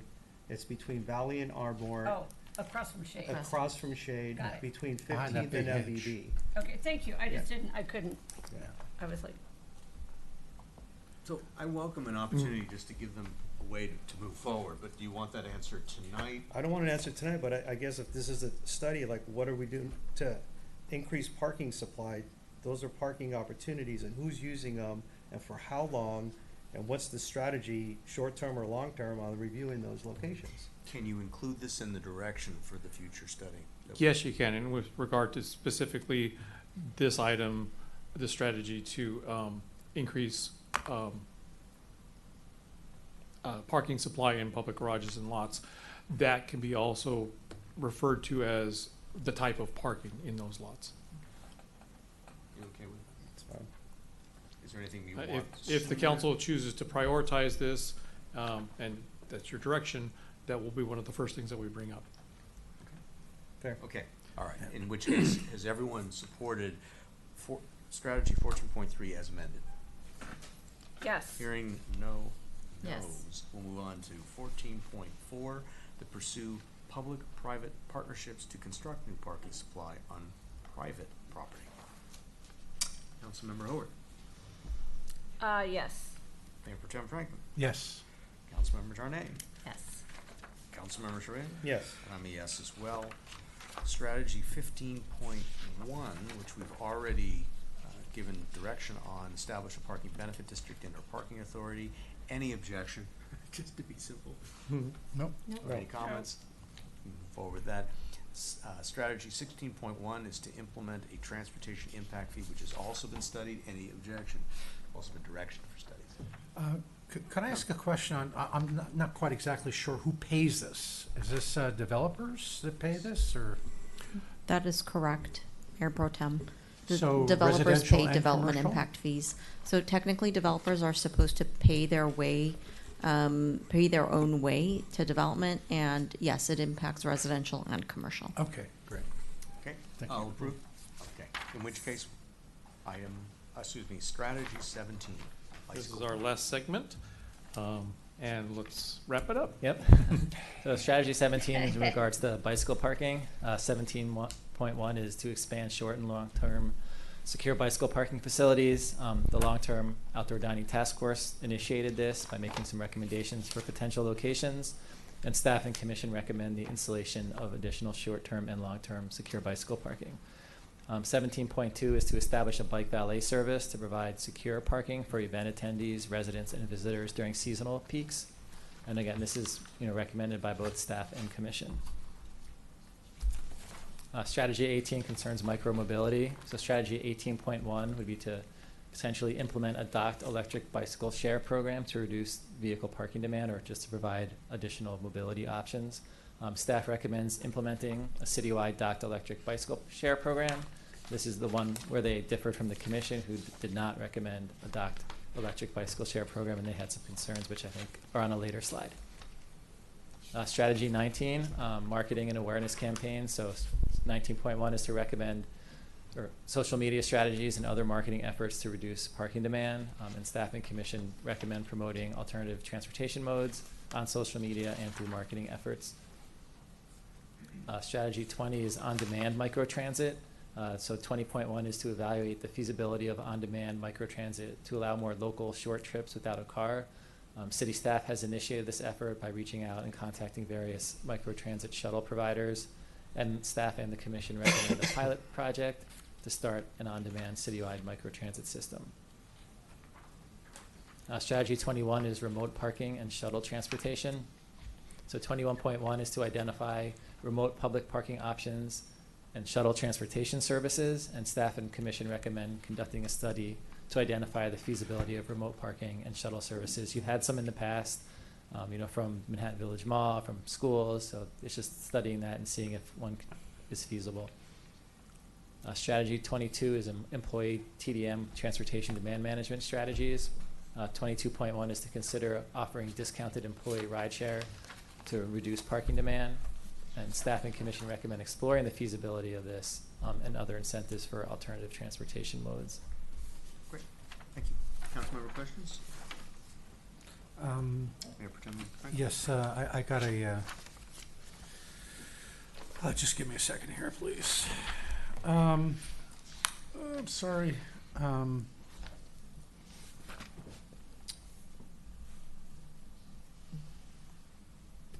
So the microtrans, item number 20, microtransit. We've tried some of this before.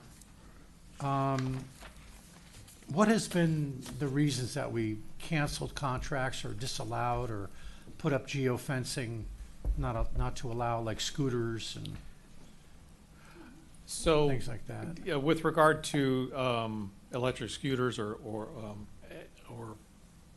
share bike share, some of the initial issues or questions, concerns from the city council was that there wasn't a good management program for that. The scooters might be left on the sidewalks or tipped over or left in the street, and so at the time the city council has placed a moratorium on scooter share and those types of microtransit. It doesn't limit the ownership and use of private scooters or electric bicycles or other types of microtransit. Okay, and I mean, what's the feasibility of putting up a bike rack I mean, we have, for a bicycle rental program, when we barely have enough room to just manage our own e-bikes and the like. I mean, is it? Sure. The Parking and Public Improvements Commission also had concerns about where you would be able to place a docking station that charges bicycles while they're being, not being used. That is a concern. That's why the commission didn't recommend having that type of micromobility at this time.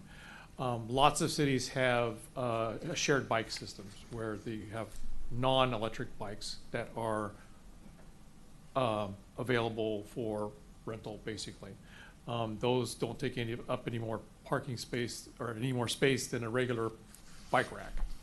Mm-hmm. And so staff is supportive of piggybacking basically onto other cities' programs that have shared bike programs. Okay. And then I noticed, I think there was a mistake in the consultant report saying that we only had one event that had a valet service for bikes, and it was the Tour de Pier. But I thought I saw one at Hometown Fair as well. Mm-hmm. And maybe some others? Yeah, so the Hometown Fair is a private event and it's not a public sponsored event. So that was the difference. Oh, that's, yeah. Okay, so, wait a minute. It's not sponsored by the city. Not sponsored by the city. Oh, that's funny. It's a what? It's the Hometown Fair Committee is responsible for the Hometown Fair. It's not considered our event. Even though it's on our property. Correct. Technically, it's not a city event. But wouldn't that apply also to the Tour de Pier? I mean, that's not really our event, right? I'd have to confirm when there is a bicycle valet. Right. Okay. We tried it a couple of summers ago during peak summer weekends. We had some usage of it, but it also requires someone to be staffing that as well, and so there's a cost involved. Okay. Well, I was pleased to learn that we have an employee, right, a staff, an employee parking, bike parking We do have facility. a employee bike corral for city employees. Yeah. Yes. Okay. Great. Thank you. All right. Any other council questions? I had a quick one, yeah. 18.1, I guess I wanted to understand a little bit more why, I like this idea in the sense of what it brings to the city. And staff recommends implementing it, and then commission does not. Eric, did you want to talk a little bit about? Sure. We're looking at reducing the parking demand as part of our parking demand study. And so having electric bikes available for rent can help reduce parking demand. I like the idea, I really do. But And so why did the matter at hand is where can you find space for you to have a facility like that? Gotcha. Okay, thank you. Mr. Mayor, I had a question. Councilmember Howard. Thank you. When we talk about microtransit, which is 20.1, so it's not just, we're not talking here about e-bikes or scooters necessarily. We could also be talking about something like Circuit. Correct. Like, so, and Circuit is, Oh, cricket. I know, so I get very confused these days, evidently easily it turns out. But, you know, there's the Cricket machine, which is a craft item, but then there's the Circuit, you know, vehicle. And it's not just the golf carts, and it's not like what we had before. So I just want to point that out. But that is one of the things that is considered microtransit or micromobility, right? So when we talk about, so that's very different than a docked electric bicycle share program. It could be, well, I just want us to not get hung up on scooters and e-bikes in the on-demand microtransit Correct. category. Okay. Correct. So microtransit is not scooters, e-bikes, shared biking, Yeah. skateboards, whatever. Microtransit is a small bus type of shuttle system. Okay. And Circuit is the name brand for one of those providers. Right, and I want, yes, thank you. And so, the model that they use now is much different than when we had the downtowner several years ago, where the model was, you know, the city basically has to pay for the service, or it's paid for through fares. At the time that downtowner was in place, it was being offered for free. Right. And it was not a sustainable model to do that. Additionally, the downtowner didn't have the ability, because of the type of cars they were using, to go to the east side of the city, whereas something like Circuit does have the option of multiple types of vehicles so that you can use it citywide, and they also have accessible vehicles as well. Correct. So the type of microtransit system we would be looking at would be citywide. It'd be point-to-point service, so you can take a ride from your home to downtown, from downtown to back to your home. And depending on the type of trip it would be, Circuit would decide you're going to be taking a golf cart, or you're going to be taking an electric vehicle, or you're going to be taking an electric shuttle. There's also offerings that we would be able to integrate that into our dial-a-ride system and have that as pretty much a replacement of it. Cool. There are multiple different funding sources that you can use for that. If you use it for dial-a-ride, you can use certain restricted funds for that. There's also other grants that are available for setting this up and operating it. There's advertising that you could gain from either onboard video or wrapping the vehicles with advertising or whatever. It's not a cheap option, and we're looking at all different types of funding sources to be able to provide some kind of limited service. That's what this strategy is all about. Okay, but if I may, so this just addressed electric bicycle. So do we need to expand that to say No, other? No, Council Member Hober's question was on strategy 20, microtransit. 20.1. 20.1. Oh, 20.1. Yes, okay, got it. Okay. I see we have some technical issues. Should we proceed? We can proceed. All right, in which case I want to open up to the public. Does any member of the public have any comments on this last grouping of strategies here in the room? Micromobility. If not, oh, please. Marketing awareness. Can you hold on just a moment, Ms. Lampkin? I want to make sure that she's being mic'd. Yeah, that stuff will be cool. Okay? Not yet. Oh, thank you. There we go. Now, next time, will you get the cockroach? The only thing that I wanted clarification on was 21.1, which says remote public parking options. And I wanted to make sure that that was also being considered for employee parking options for both city and business employees. Okay. That's it. Martha, is anybody on Zoom who would care to participate?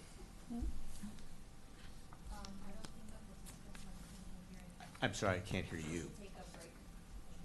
Okay, we're going to take a brief recess. Stand in recess.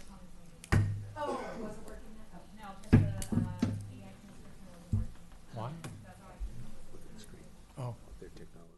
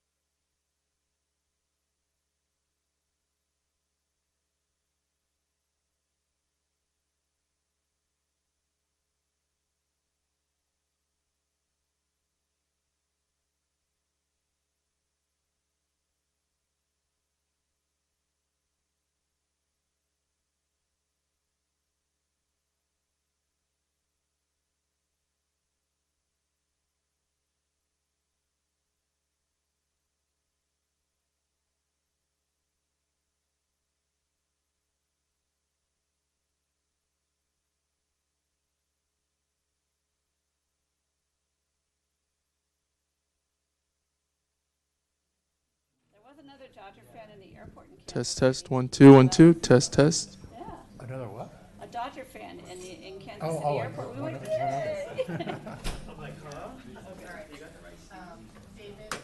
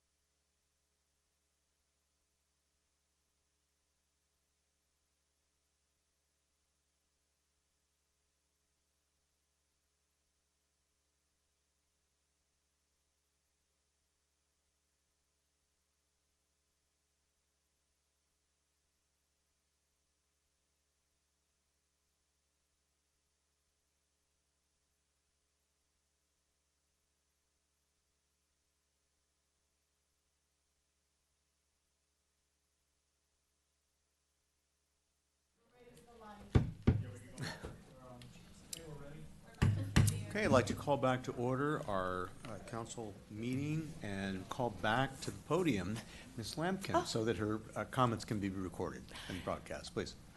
Thank you, Mayor. Oh, whoa, that's really loud. Thank you, Mayor Lesser. I wish it was something more important that had to be recorded.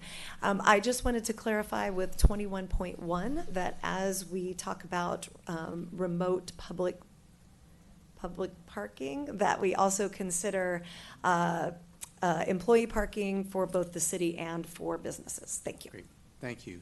Anybody else in this room that would like to provide public comment?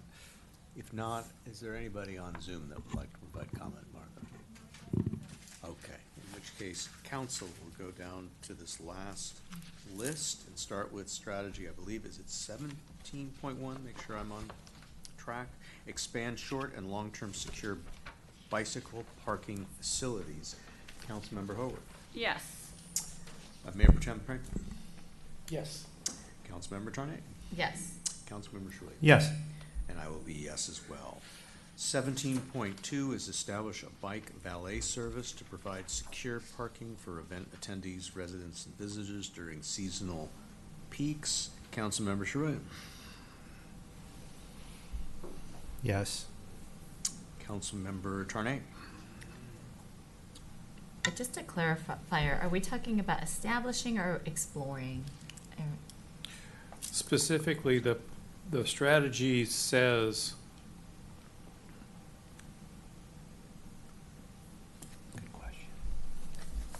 to identify large-scale events that are attended by bicyclists, partner with local bicycle shops for coordinate a bicycle valet service and communicate that out. So it is focused around special events. Would it be possible for us to simply say identify as opposed to establish? Because I appreciate Councilmember Tarnay's catching the wording Good there. catch. Yeah, or explore. Explore. Do you have a How much preference? it would cost, which are the events and how much it will cost. Exactly. Looking at the feasibility of it. Yeah. So There you explore. go. Okay. All right, so Councilmember Shalay. Yeah, yes, absolutely. And Councilmember Tarnay, I presume you prefer that. Yes. Mayor Pro Tem Franklin. Are you okay with exploring about the end? Councilmember Howard. Yep. Me too. I am on board. On to strategy, just a moment. 18.1, implement a docked electric bicycle share program to reduce vehicle parking demand. Councilmember Haworth. You know, I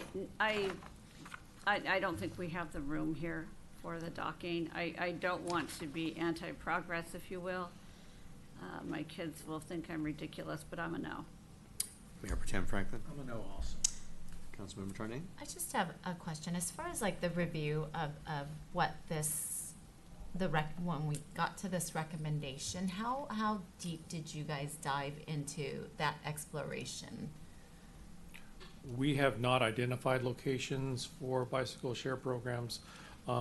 It would be multi-step. So first you'd have to establish some type of program, and as well as, geographical boundaries and all the rest. So it would take additional effort to see whether or not it's feasible. This one's a hard one for me because I really enjoy using it when I'm visiting other cities. It really keeps us out of our cars when we're exploring, and I do understand that our city's a little bit harder to navigate because we're so. Would it be good if we did a word change like your other one? Instead of implement, say Can explore? we explore?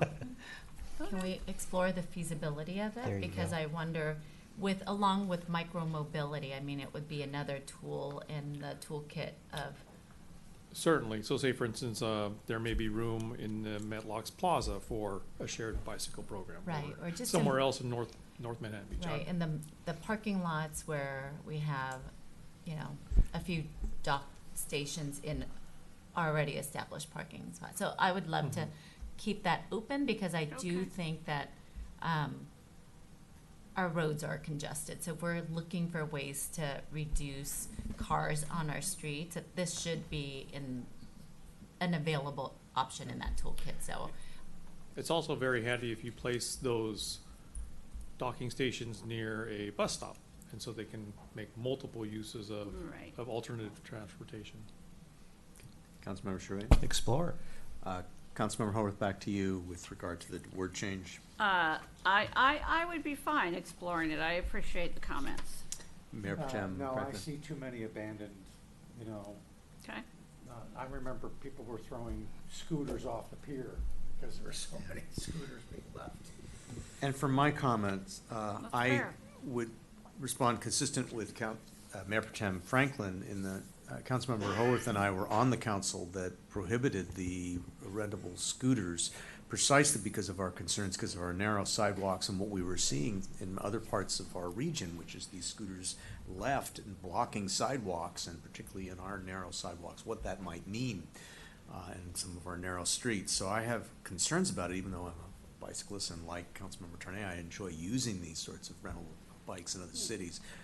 But I'll support exploring it, but I very much want staff to explore the concerns that you've heard tonight. Councilmember Howard? Yeah, and back in that day, one of my other concerns with the scooters, remember, they don't have the docking stations. They get picked up at night, so they were left everywhere. They got picked up at night. I'm willing to explore it, because if you put it in some central locations, first of all, we charge them a lease for that. So it's no longer making commercial use of the public space, right? Because that was a huge issue for me as well. So I just want to point that out, that it's slightly different, but I'm still in the explore stage. I thought that was a great idea. Mayor, if I may make a suggestion here.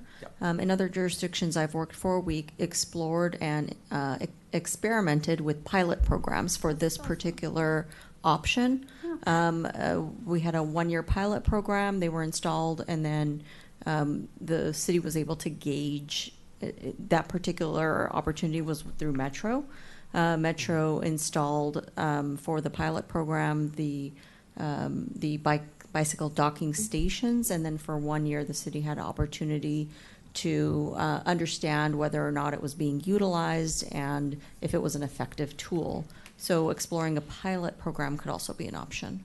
Okay. And regardless, City Manager, this would be brought back to council so we could explore it. Absolutely. Okay. And I would just add one other concern, and that is to the extent we would put the docking station in a place where bicycle riding is prohibited. How many of us have seen bicyclists ride their electric bikes through Metlock Plaza, where I think bike riding is prohibited? So obviously to bear all that in mind. All right, so I would be tentative on that as well. 19.1, strategy 19.1 is to recommend social media strategies and other marketing efforts to reduce parking demand. Let's give you, Councilmember Sherrillian, the tough questions. Policies here. Yes. Councilmember Yes. Carney, Mayor Pro Tem Franklin, Yes. Councilmember Howard. No. Yes. I'm a yes as well. Strategy 20.1, evaluate the feasibility of on-demand microtransit to allow more local short trips without a car. Councilmember Howard. Yes. Mayor Pro Tem Franklin. Yes. Councilmember Tarnay. Yes. Councilmember Sherway. Yes. And I'll be a yes as well. Strategy 21.1 to identify remote public parking options and shuttle transportation services. Councilmember Sherway. Sure. Councilmember Tarnay. Yes. Mayor Pro Tem Franklin. Yes. Councilmember Howard. Yes, let's see what they find. I'll be a yes as well. And then last but not least, strategy 22.1, consider offering discounted employee rideshare services to reduce parking demand. Councilmember Howard. Yes. Mayor Pro Tem Franklin. I just want to understand, isn't rideshare, you just agree to share rides? I mean, what's a discounted, how would they discount that? So if you recall, in the late 90s, we had a rideshare program where you would, if you bicycled 3 days a week, you got a special discount or you got some incentive. This would be similar to that type of program. It would be for both public and for private companies of a certain size. The cost to do that kind of incentive is much less than actually providing parking spaces for those people. So it's cost effective in that sense. The city would then create an ordinance that would require that of companies of a certain size. Councilmember Tarnay. Yes. Councilmember Sherway. Yes. And my question follows up on Stroman's question about how this might apply to private employers as well as. I think believe her this question is was reference- with regard to question 21.1 with identifying remote public parking options. Yes. And so, yes, that would include the potential for employees to use that type of service, park in a remote parking lot and use the shuttle to get to work and go home. Thank you, you're right, so it's the last point. But with regard to 22.1, I would be in favor as well of 22.1. Okay, with regard to next steps, I'm presuming what staff would want would be prioritization, or why don't I turn it back to you? Sure, let's move on to, we'll pass on the PPIC comments because I believe we covered them all already. And if I can get to the slide, 51.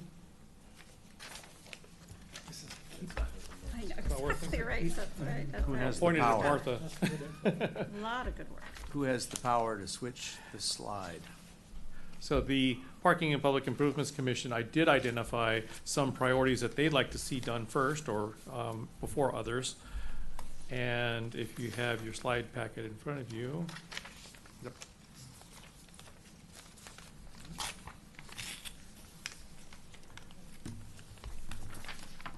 Some of their priorities were, first, to evaluate Lot 4's end-of-life status and look to see what can be done with Lot 4. Also accelerating negotiations with Chevron for a potential parking solution using that surface lot behind the High Road project. Next, to increase parking supply, including consideration of Lot 4. Explore microtransit projects. To establish a task force to bundle and advance strategy implementation efficiently. And another one is to develop a parking strategy for large events and peak seasons. To consider seasonal pricing. And to create a more active parking management program tailored to special events and peak periods. Those were not necessarily connected with any particular strategy, but then they were asked to be prioritized within those strategies. We are also asking the city council if there are particular strategies that the city would like city staff to start pursuing first.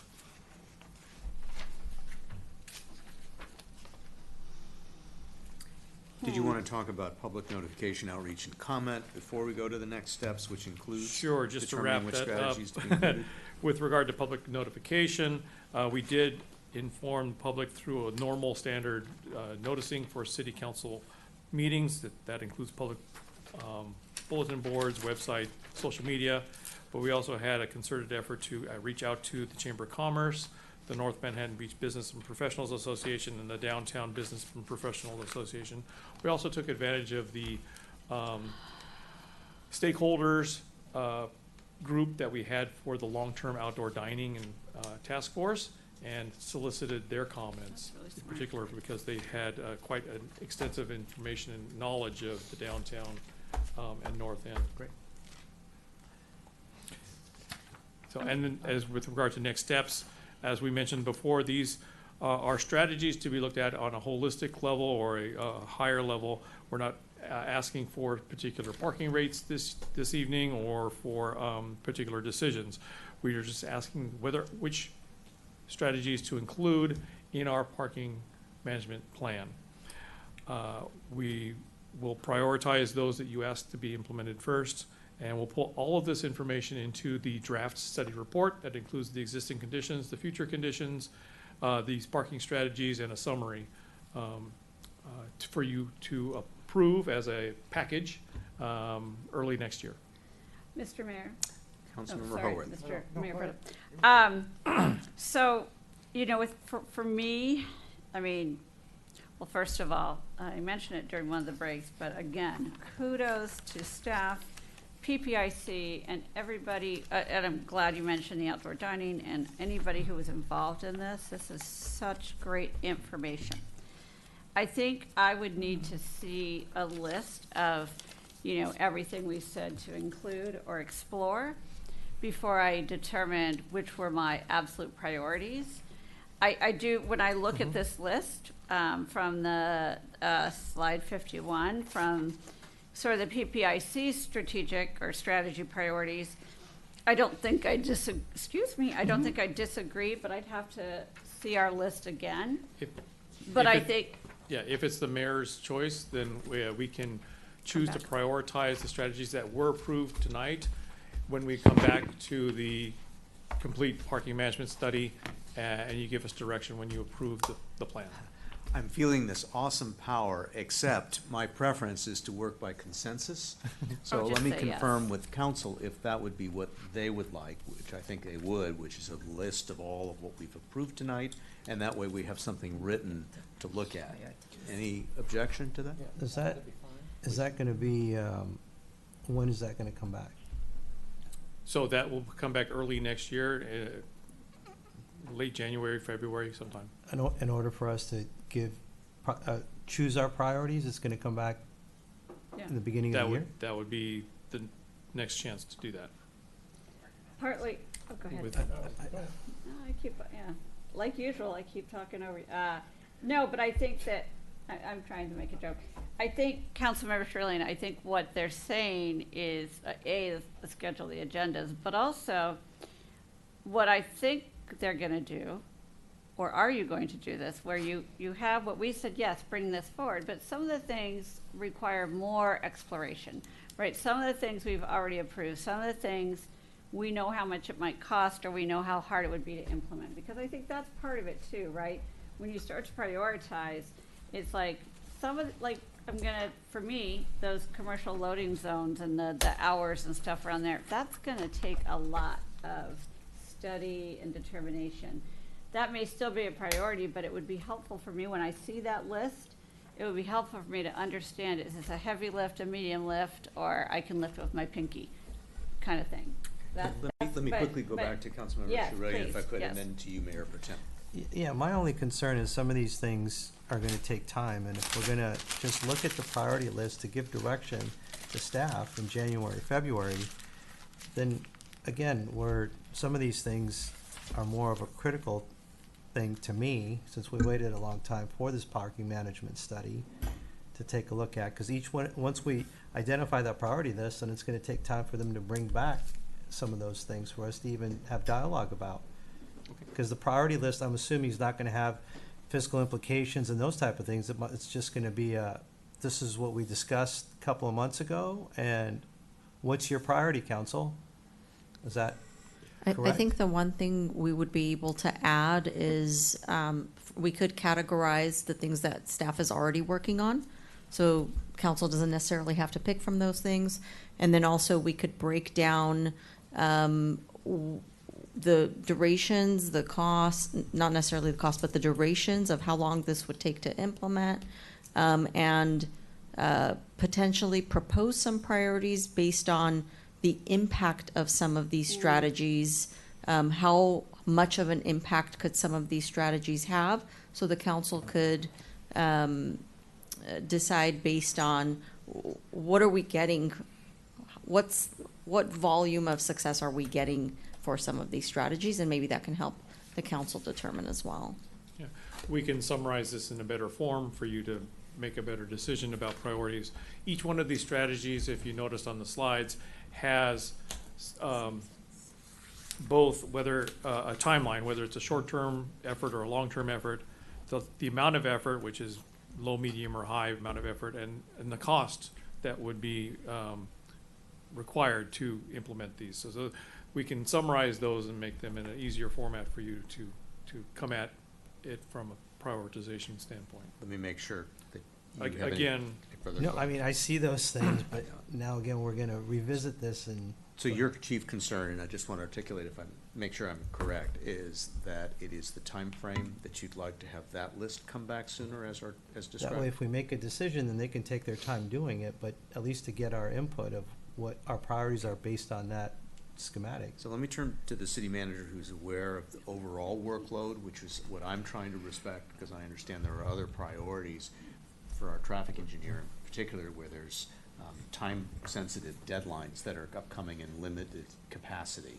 So what would be a date so that we can address some Councilmember Shirley's request, which is an understandable one, so that we can give some prioritization. Could I frame it a different way though, too? Sure. Could I add on to this? I mean, I think that's a great question, but Councilmember Shrillian, what would be your ideal? Because there's only 3 more, if you don't count tomorrow, there's only 3 more meetings before the end of the year. So that would. And we have a that- number of that- items already scheduled that Eric Right. is particularly working on for those council meeting dates. I mean, that shocked me, actually. It's like, oh, it's November. It felt like September all this, but, so I don't know, like, do you have I understand the urgency, but. Yeah, I'm fine. I mean, as long as Project Pulse is coming back in January, do we know that, or can we confirm that? Okay, so that way we can have something to anchor and move forward. So, yeah, I'm fine. Mayor Pro Tem Franklin. And may I suggest that we get, Make sure you're- Right, yeah. And may I suggest maybe put it in a spreadsheet form so we can, put a grade on it and then sort it by grade or something like that. Anyway, I don't envy you on that. But the point I wanted to make is, our focus has been, on downtown and everything. Let's not forget that there's, taxpayers in the entire city that are going to be contributing towards this. And if there's anything in this that's applicable to residents on the east side or near the mall or near the high school or near the middle school, things like that, and can be of help to them, I'd really like to kind of explore that as well. So, because they face a lot of these same issues, and they should be able to benefit from it as well. Councilman Chardonnay, do you want to add anything more? No, not at this point, thank you. And I would simply add, I wanted to make sure that Councilmember Shirley's comments are heard and try and come up with a balance, recognizing all the other items that are on the agenda going forward and the limited staff capacity. But I appreciate this desire I think we all share this desire to help prioritize some of these items. If there are no further comments, I would simply thank all of staff, even those that sat through this entire meeting without saying much. Thank you. Your presence has been appreciated. To thank members of the public that have stayed with us. To thank our officer whose wife recently gave birth, and he's here with us tonight. Thank you. Congratulations. Yes. And to our senior city staff, thank you. My understanding is there's no further adjournment instructions other than to say we are adjourned. We stand adjourned.